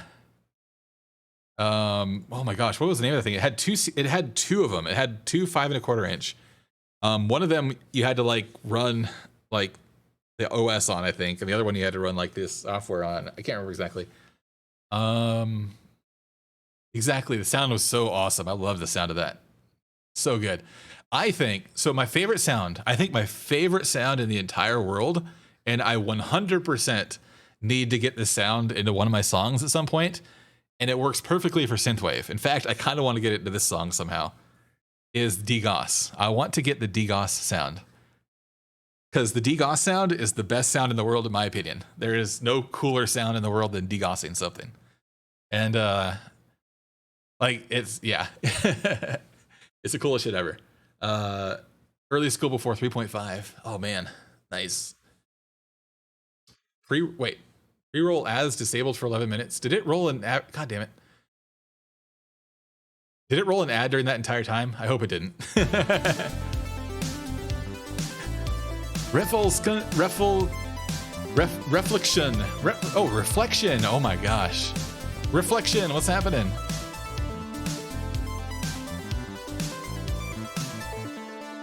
Thank you so much for the raid there. Holy crap. Welcome, welcome.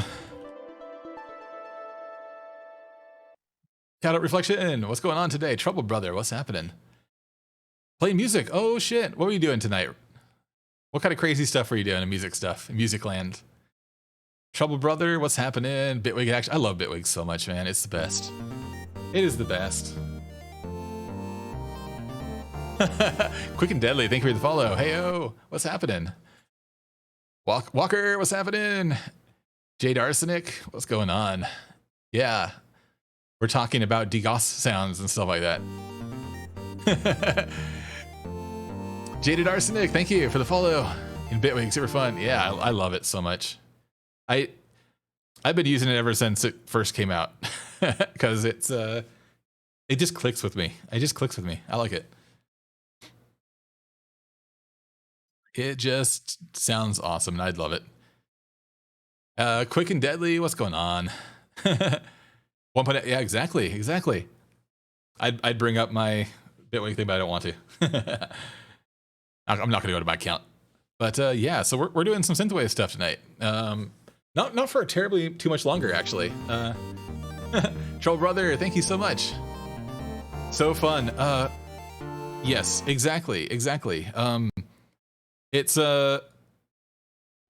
super cool. I mean, I was going over the features earlier that just brought me into it in the first place. Like one of the original reasons I started using it was just because I knew it was a bunch of Ableton devs, old ex-Ableton devs that decided to build it. I love the fact that it runs plugins on their own separate container. So the plugins, you can run 32-bit and 64-bit plugins at the same time, and if they crash, it only crashes that plugin, and you just click a button here to reload it. It doesn't happen too much any longer. I still have a few plugins that crash. There's some of the what plugin crashes all the time for me right now? I don't remember. Maybe not all the time, but like if I'm running, oh yeah, Analog Lab 5. Analog Lab 5 crashes on me all the time. I don't know why. If I go to like, what one used to crash on me all the time? I don't remember. I had the Synthwave one. I think the Synthwave one crashes on me all the time. Let's see if I can get it to crash real quick. All right, crash on me.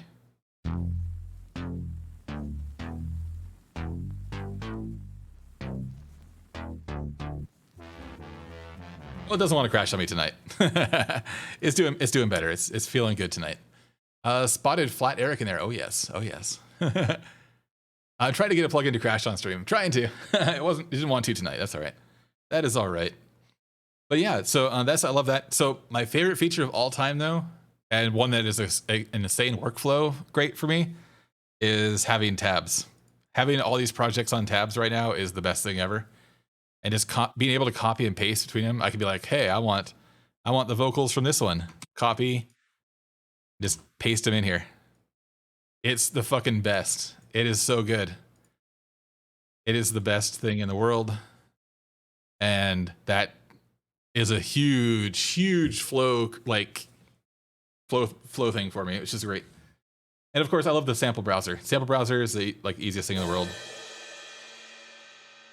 Bang. And actually, what's insane is I didn't know this until recently. It can open Ableton and Fruity Loops files. I think Fruity Loops. I know it can open Ableton. It can at least open Ableton files. So I can literally take an Ableton project and open the Ableton project in Bitwig. And it tries to figure it out as much as possible. And Fruity Loops, perfect, yeah.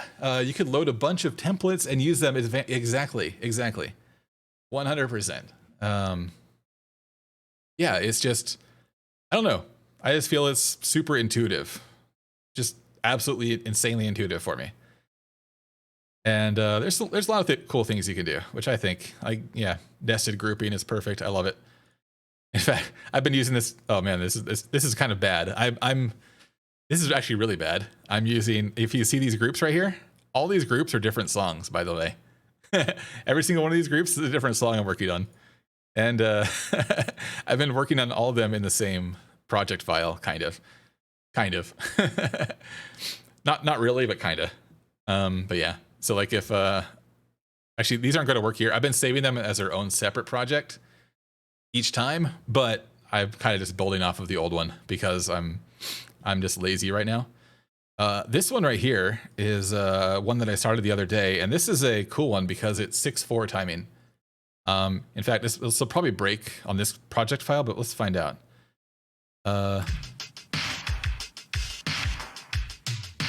Yeah, why aren't these playing? Oh, I'm an idiot. I have it muted.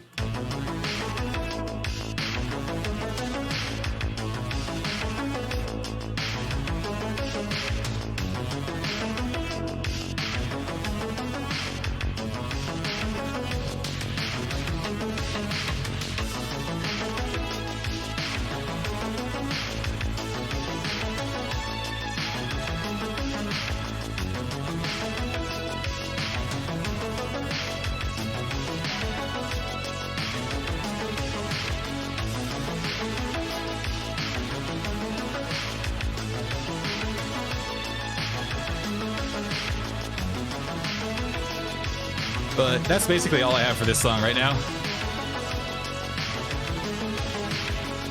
So it's a start. It's a start. That's the start of that song. And of course, in full-on ADD fashion, that's as far as I got on that song. And then I was like, you know what? I have another song I'm working on right now. And let's start a new one. So yeah. So I need to finish that one. I have a bunch of them that I'm working on, but this is the one we're working on right now. I have a lead. Like, my main problem with this one right now is the lead, and I need to change it. But I'm too stubborn to change it right now.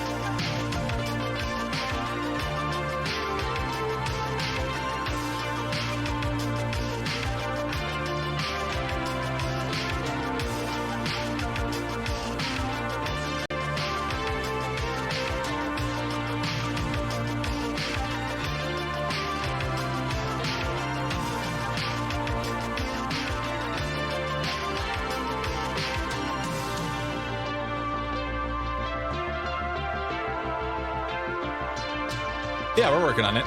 It's getting there.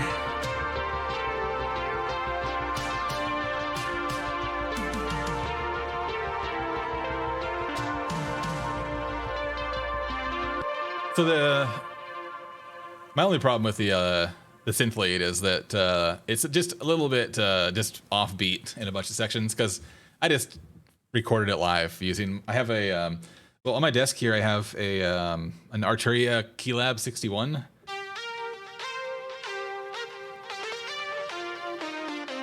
I have that, but I also have an Ableton Push.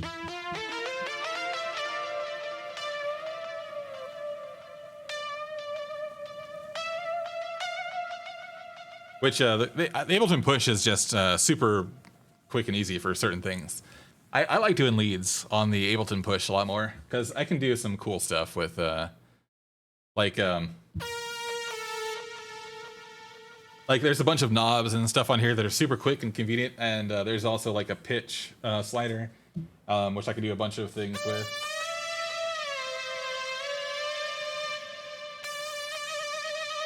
It's super cool. No, not pre. God damn it. I am so sick of these. I don't know what Twitch did. It's probably in an ad right now, isn't it? I love using push. It's so cool. That's another feature I love. Settings, controllers. Like, look at this shit. This is the coolest thing ever. You can use basically any controller you want. Super simple and easy. There's so many scripts. People make all these crazy cool scripts for everything. There's like 20 different Ableton Push scripts out there, and Keylab scripts, and you can just add controllers. So quick and easy. Generic hardware for like anything. Arturia, like, oh my god, it's just insane. It's just insane. Push 1, push 2, like every Arturia piano out there. Super quick and easy. So awesome. I love it. Yeah, the scripts. Yeah, it's so cool. It's so cool. There's a couple features from a long time ago that they discussed that they don't have yet, which I'm not super upset that they're not in. I think it'd be interesting.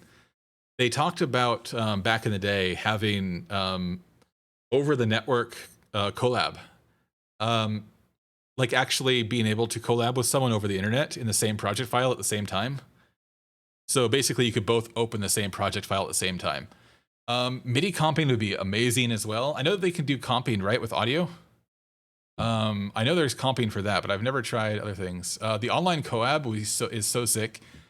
They talked about that like 5 years ago. Unfortunately, it's never happened, but meh. Audio comping is there, yeah. What else was there? Trying to remember now. I know there was something else that was interesting. No, I can't remember. Oh, that's right. Multiple audio outs. Right now, it only has one audio subsystem. Back in the day, they talked about having this set up so that it could actually have multiple different sound devices under the audio system, so that you could output and input from a bunch of different devices at the same time. I don't know whatever happened to that. It probably seems like a major pain in the ass to set up, but I think it would be pretty awesome to be able to output like Wasapi to one thing. Right now I have it set to Wasapi. So, but Wasapi is getting better. Back when I first started using Bitwig and other things like Fruity Loops, if you weren't using ASIO drivers, you were like screwed, because you were getting like 60 milliseconds of delay. But now with ASIO, I'm getting 10 milliseconds. Or not with ASIO, sorry, with Wasapi, I'm getting 10 milliseconds, which is amazing. There's also actually, sometimes it shows, sometimes it doesn't. If we go down to the master, right here, you can see how much actual delay time going through your effects chains and your master chain. So my entirety of MIDI to output is 26.5 milliseconds right now, and I think most of that's through because of Ozone. And I'm just using Ozone because it's fucking easy. And I just bought it on sale for so cheap. I was like, yes. I just bought it, so now I'm like messing around with it a bunch. And same with Retro Color. Retro Color is so much fun. There were so many audio sales these last couple weeks that I bought so many cool things. But yeah, so that's basically it. It's awesome. Yeah, I'm at 26.5 milliseconds. And yeah, actually, it should say, yeah, does it? Retro Color is using 1.3 milliseconds. Ozone 5 is using 25.1. Yeah, so my master chain has a 25 millisecond delay because of Ozone. The killer new producer. Oh yeah. Oh my god, Sales, the killer of the music producer. Yes, exactly. I try to stick to the same things as much as possible, but it never really works. I have way too many plugins. Like a little bit embarrassed to like go through this. Absinthe 5, Analog Lab 4 and 5. I love Analog Lab so much. It works. Analog Lab is great. RC20, I put onto almost everything in some form or the other. most of the time I'll put it onto like a single synth, just so like this will sound like it's crazy. But Analog Labs is so much fun. I use Analog Labs for a ton of stuff. Actually, I used Analog Labs for almost the entirety of my lo-fi album I just did. Do I still have it on here? Recent projects. God, I don't even know if I have it. Random improv, chilled. Shit, do I not have it on here?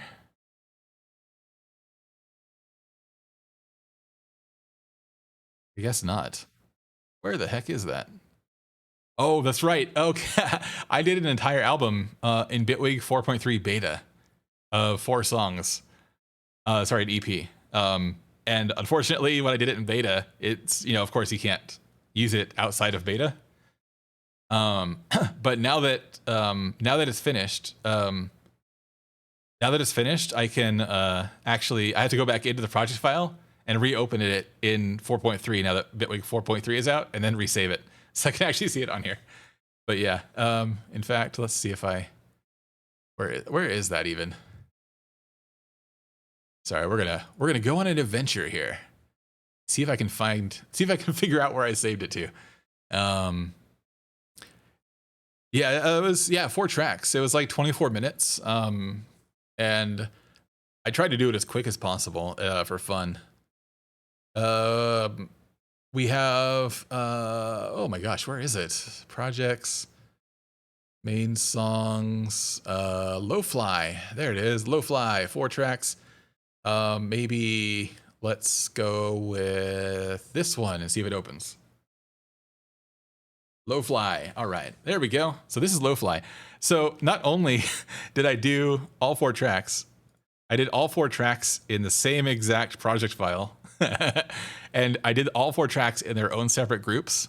So first song, Phasmophobia, and then song 2, which I renamed to Clouded Thoughts. So it goes Phasmophobia, Clouded Thoughts, Lo-Fly, and then song 4 was, oh my gosh, what did I name? Mental Health. That's what I named number 4. And they're all if you can't tell, at 69 BPM, because nice. Let's just, yeah, I'll load this real quick. Why not? I don't know if this is the right project file. I have 2 of them. And so, yeah, this whole album's, just called Lo-Fly. Yeah, so we're gonna see here. So if I go like this and just play.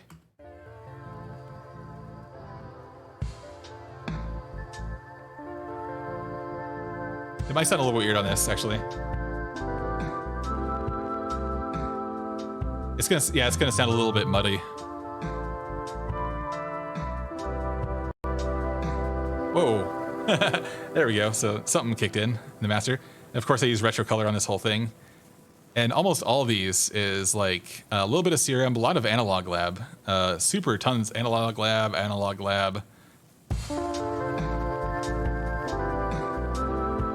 Oh, that's way too loud.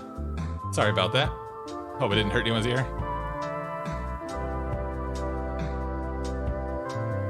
And the way I did this, and I actually did it so that all the songs flow into each other, so...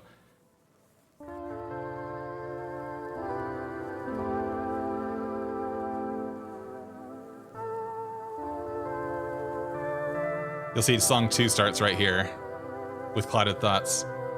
And there's a bunch of like overlapping modulation stuff going on here.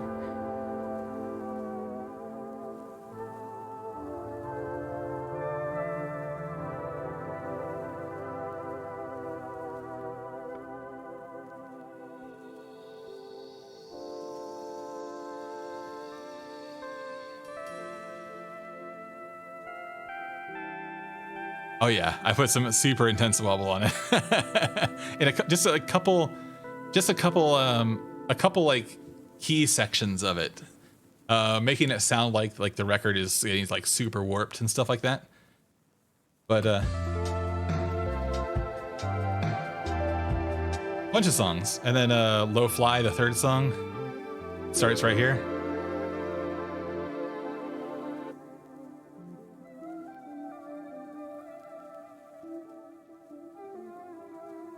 I bounced this right here because I did some cool things on that one.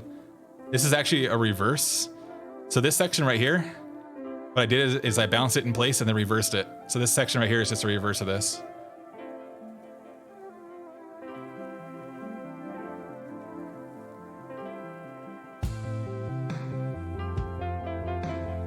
But it's mostly Analog Lab. Like, here's Analog Lab here, Analog Lab, Analog Lab. Analog Lab. This entire song is Analog Lab. Oh, there's one Serum up here.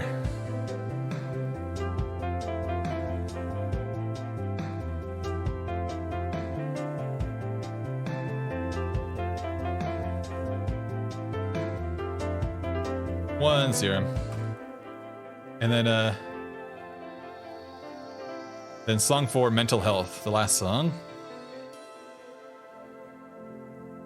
Lots of reverse, lots of automation on stuff, lots of, yeah. Lots of stuff. Cool stuff.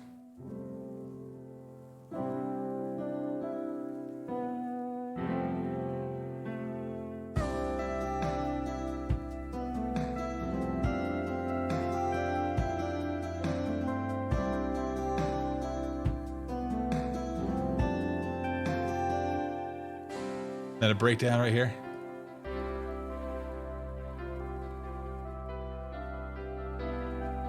Lots of piano on this one from Analog Lab.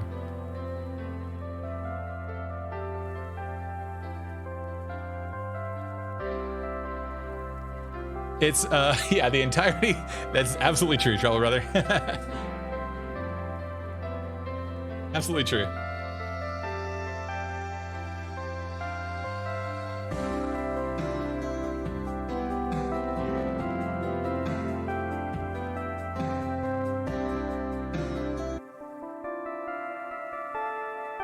There's an Analog Lab right here.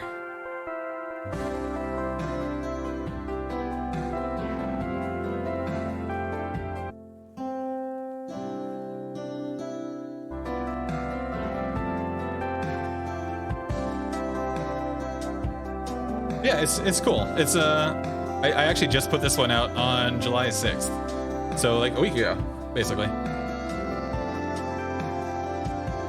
Which happens to be my birthday.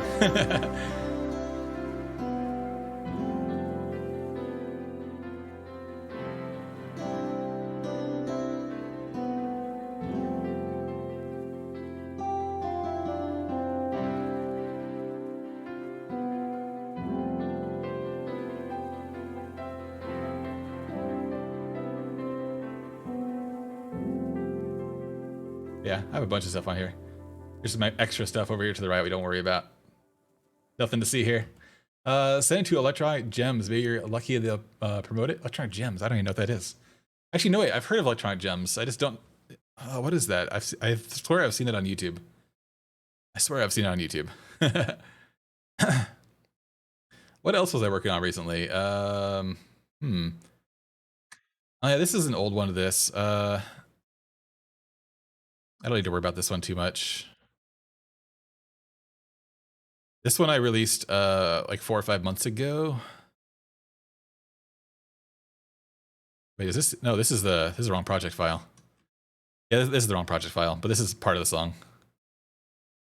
This one has a lot of Polysix in it. Polysix is amazing. If you've heard any dance song from like the 90s, even like the 2000s, most and like 80s, 90s, 2000s, they're using Polysix, or technically Polysynth, as a bass line.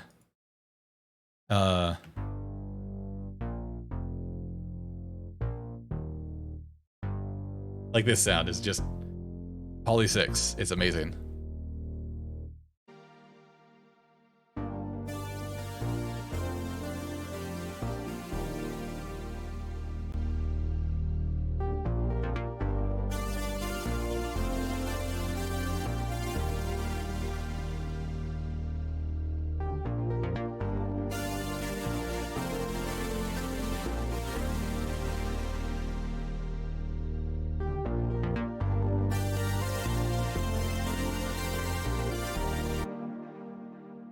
Lots of Serum on here.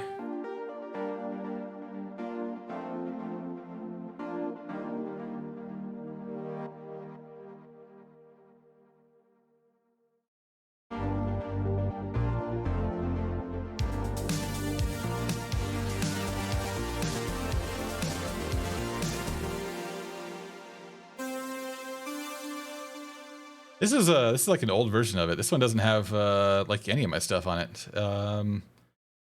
X2 chill. Where is it actually? Nighttime savings time. That was recent as well. 0.2, maybe it's point. No, it wasn't 0.2. I don't remember what it's called. God, my names are so bad. My names are so bad. Outrun final, lesson 3 musical. Here it is. Open. Lesson 3. Yeah, lesson 3. Here it is. And the musical version, the one without vocals in it. The other one, I actually recorded audio vocals for it, along with vocoder work, which has vocals here. This one has, this one has all the stuff in it. But this one should be, I muted the vocoders and vocals on this one. And I redid a bunch of the synthesizers to give it more of, to replace the vocals.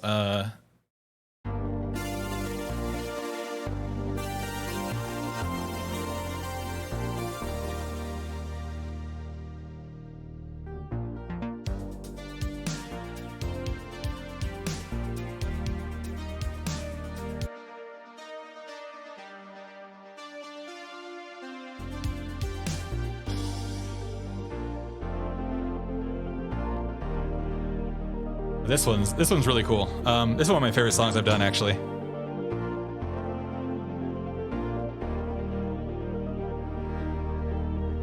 Still loading plugins because they're missing. There it is.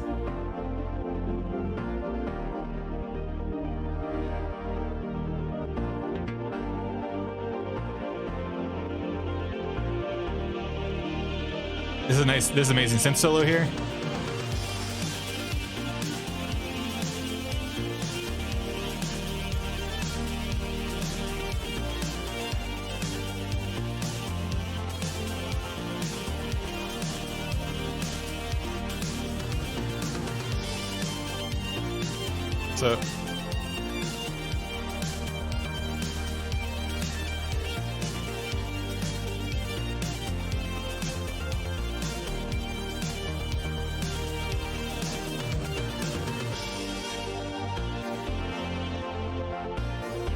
So, there's something about this song which is really cool.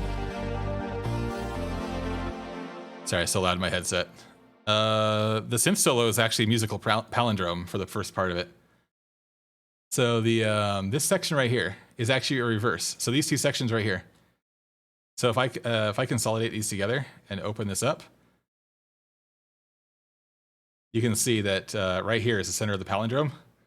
And so the actual like synth solo is a palindrome starting here to right here and then going back, which is super cool.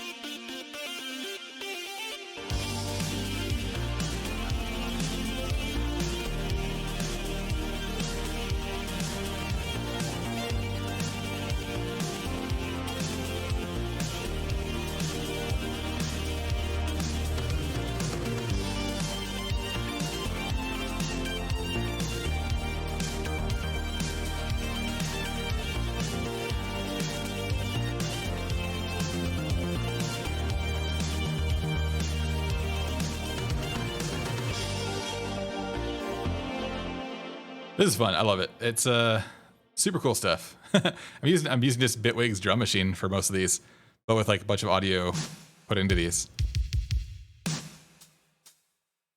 and then just tons and tons of automation everywhere. Like just absolutely. Actually, I probably can't see them all right here. This one doesn't have any, but just massive amounts of automation.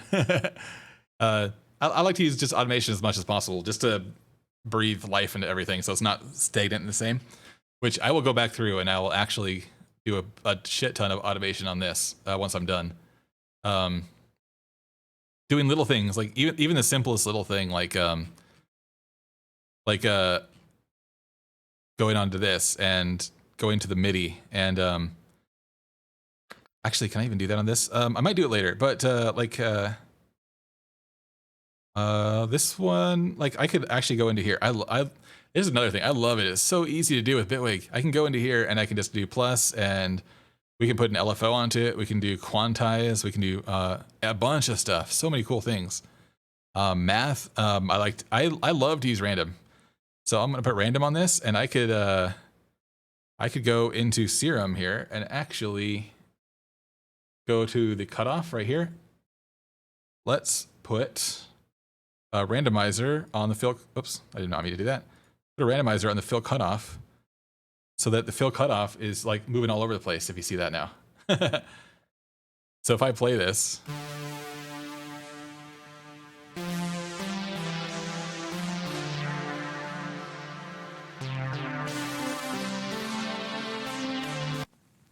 yeah, exactly. Yeah, it's just another neat little thing. Is just doing random stuff like that.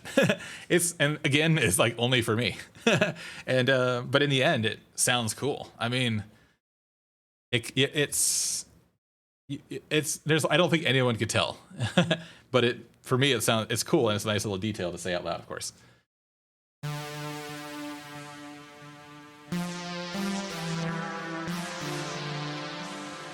But I could also, this right here, I have it set to sync poly. I could do it for notes as well, so that every time it plays a new MIDI note, it does a different random.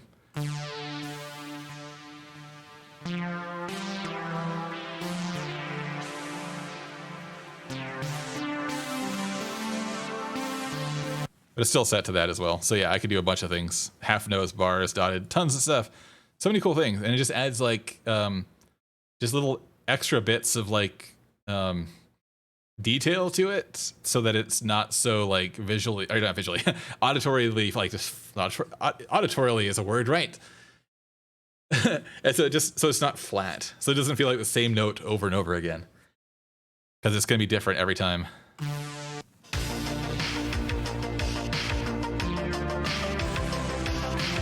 This is a hyper exaggerated.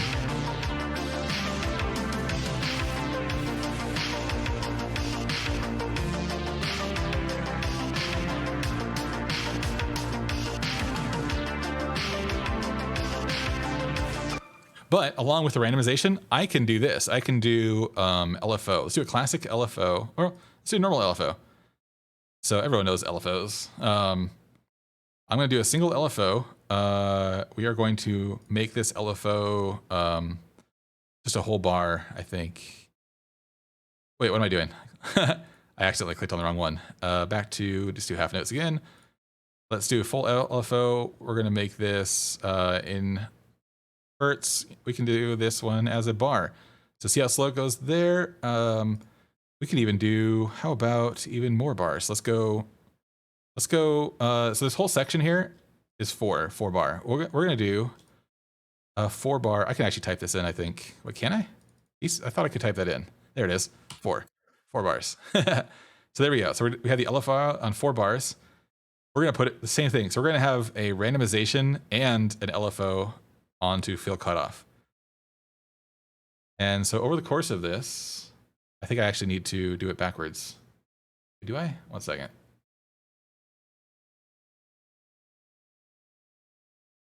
I need to do it backwards. Okay. There we go. So over the course of a couple bars,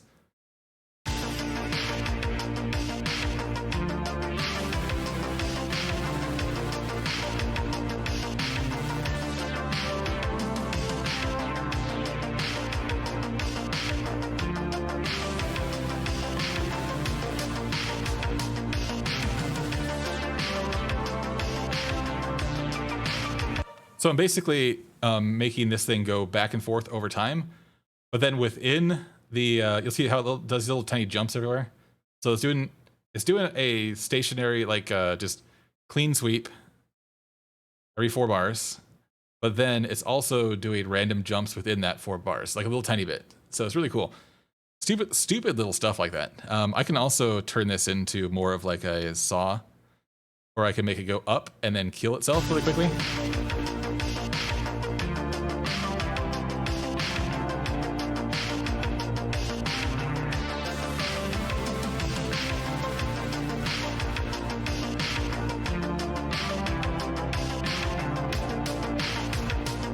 So many things you can do. Just yeah, it's so crazy. There's so many things you can do. So many things. It's crazy.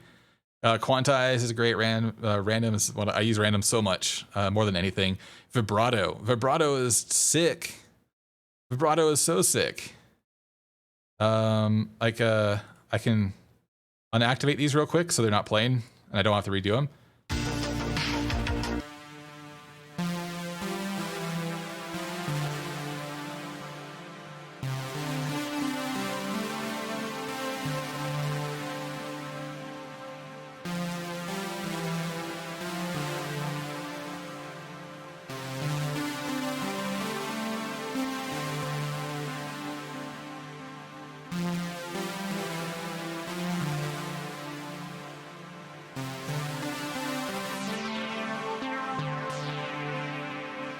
There's so many cool things you can do. I just love it.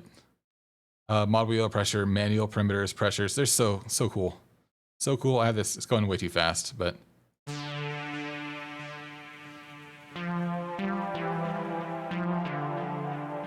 Let's activate all these again. Yeah, it's awesome. But yeah, the automation goes so far making a track feel like it's exactly. So just having the same thing over and over for the entirety of a section, like even a section like this, it's like 8 bars long. That's too long to have the same thing doing over and over again. Like with this, I split it into 2 sections. These are technically the same 2 sections. So I have this playing right here.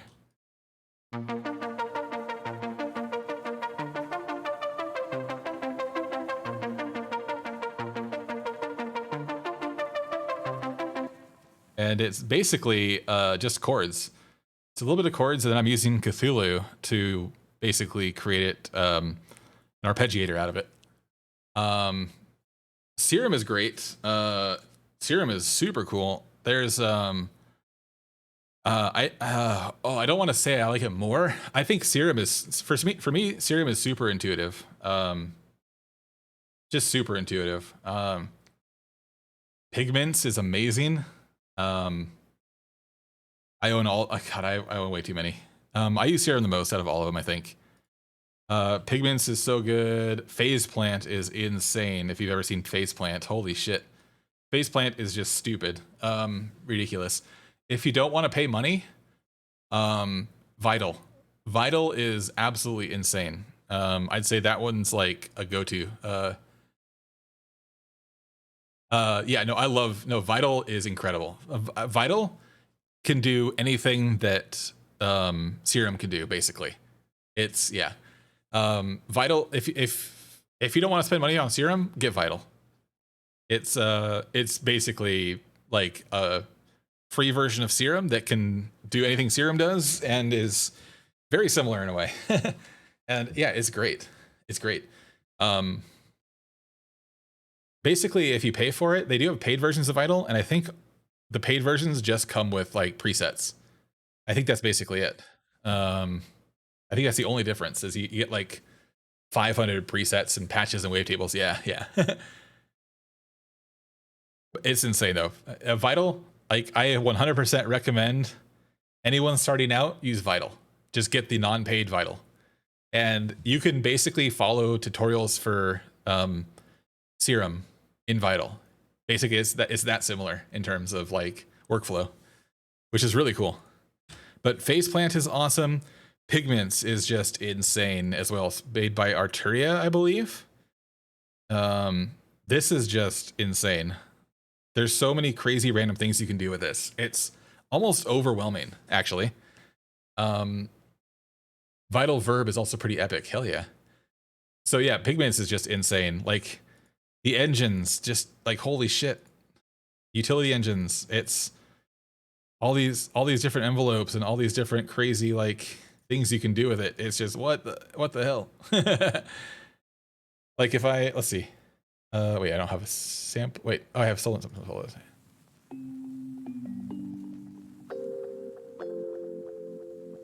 Let's see. Let's see. These are all presets that come with it. Let's do.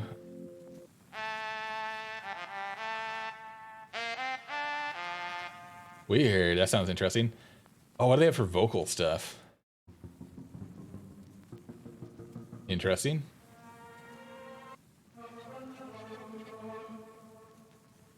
They have so many cool things. 80s horror chords. Oh shit.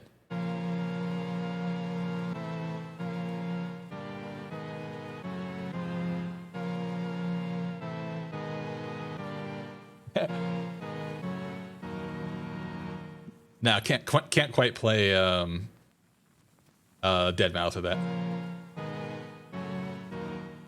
The chords are not the same. But yeah, no, they have so many, and they're just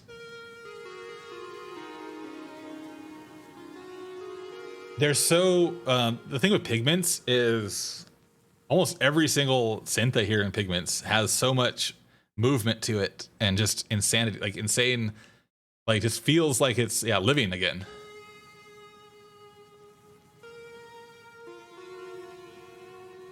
There's like layers of LFOs and automation, and it's so crazy. I love it. No, Pigments is amazing. Pigments is super crazy. But yeah. What else do I use? Chorus, clamp, guitar rig, a bunch of Ozone stuff on here. Kilohertz.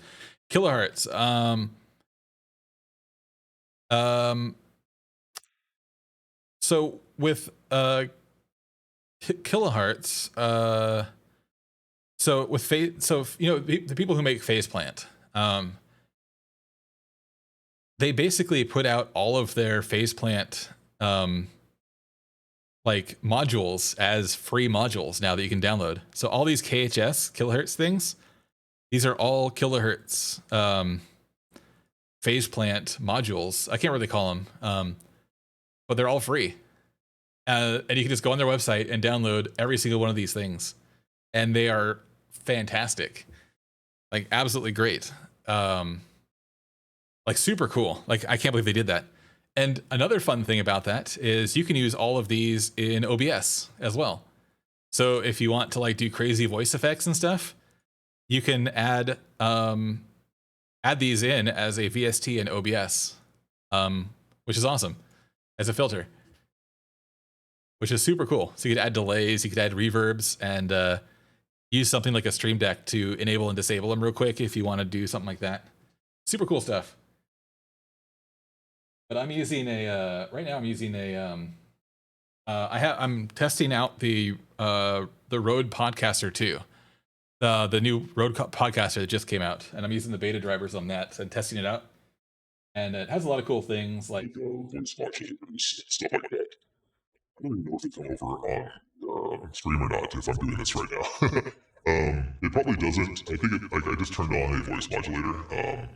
But I don't think I have it set up right now to go out of that mic input. But yeah, I'm using that right now. But it has tons of different like voice effects on here, which is really cool.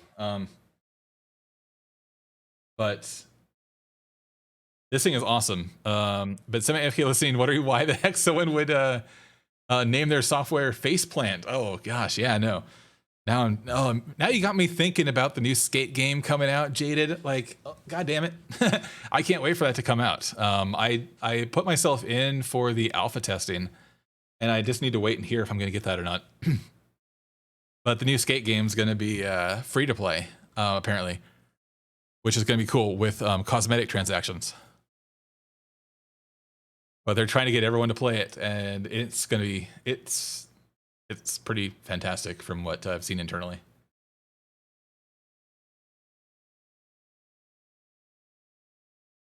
Pretty fantastic. But I'm under NDA for some of that stuff. There's certain things you get to see working in the gaming industry. And that's all I can say.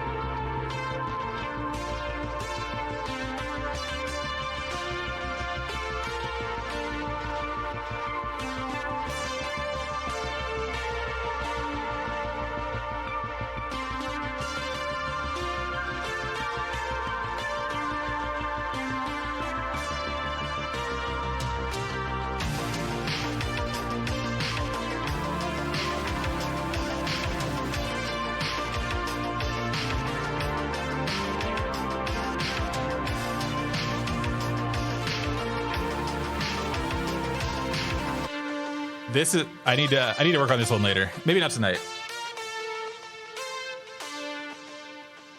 I don't think tonight. Actually, it's 11:42 right now. All right, so yeah, I think tomorrow, maybe tomorrow, I'll work on that more. We're getting there. It's super close to being done. Super close. But yeah, that's where we're at tonight. Didn't even see that connection until you said it. Faceplant. Yeah, it's so good. Oh man, I need to see if let's see, is D1 on tonight? Because if he is, we're gonna host D1 here. I don't know if he is or not. Oh, he is. Yes, he's drumming. Heck yeah. Kind of sucks. Oh hell yeah. We're gonna host. We're gonna raid D1 here because I think that's where I'm gonna end tonight. D1 is insane. D1 of Aquavibe. If you've ever heard of Aquavibe before, he is so fucking cool. He is a super chill dude. We're gonna go raid D1. And thank you so much. You guys have an amazing evening, and thank you so much for hanging out, and thank you for the raid again. That was awesome. And yeah, we'll be continuing this a little bit later. But you guys have an amazing evening, and yeah, we're gonna go raid D1. You guys have a great night. Maybe I'll play it. I don't know what I'm gonna play it off on. I'll play it off on this song that I'm not finished with. How about that? All right. Have a great night.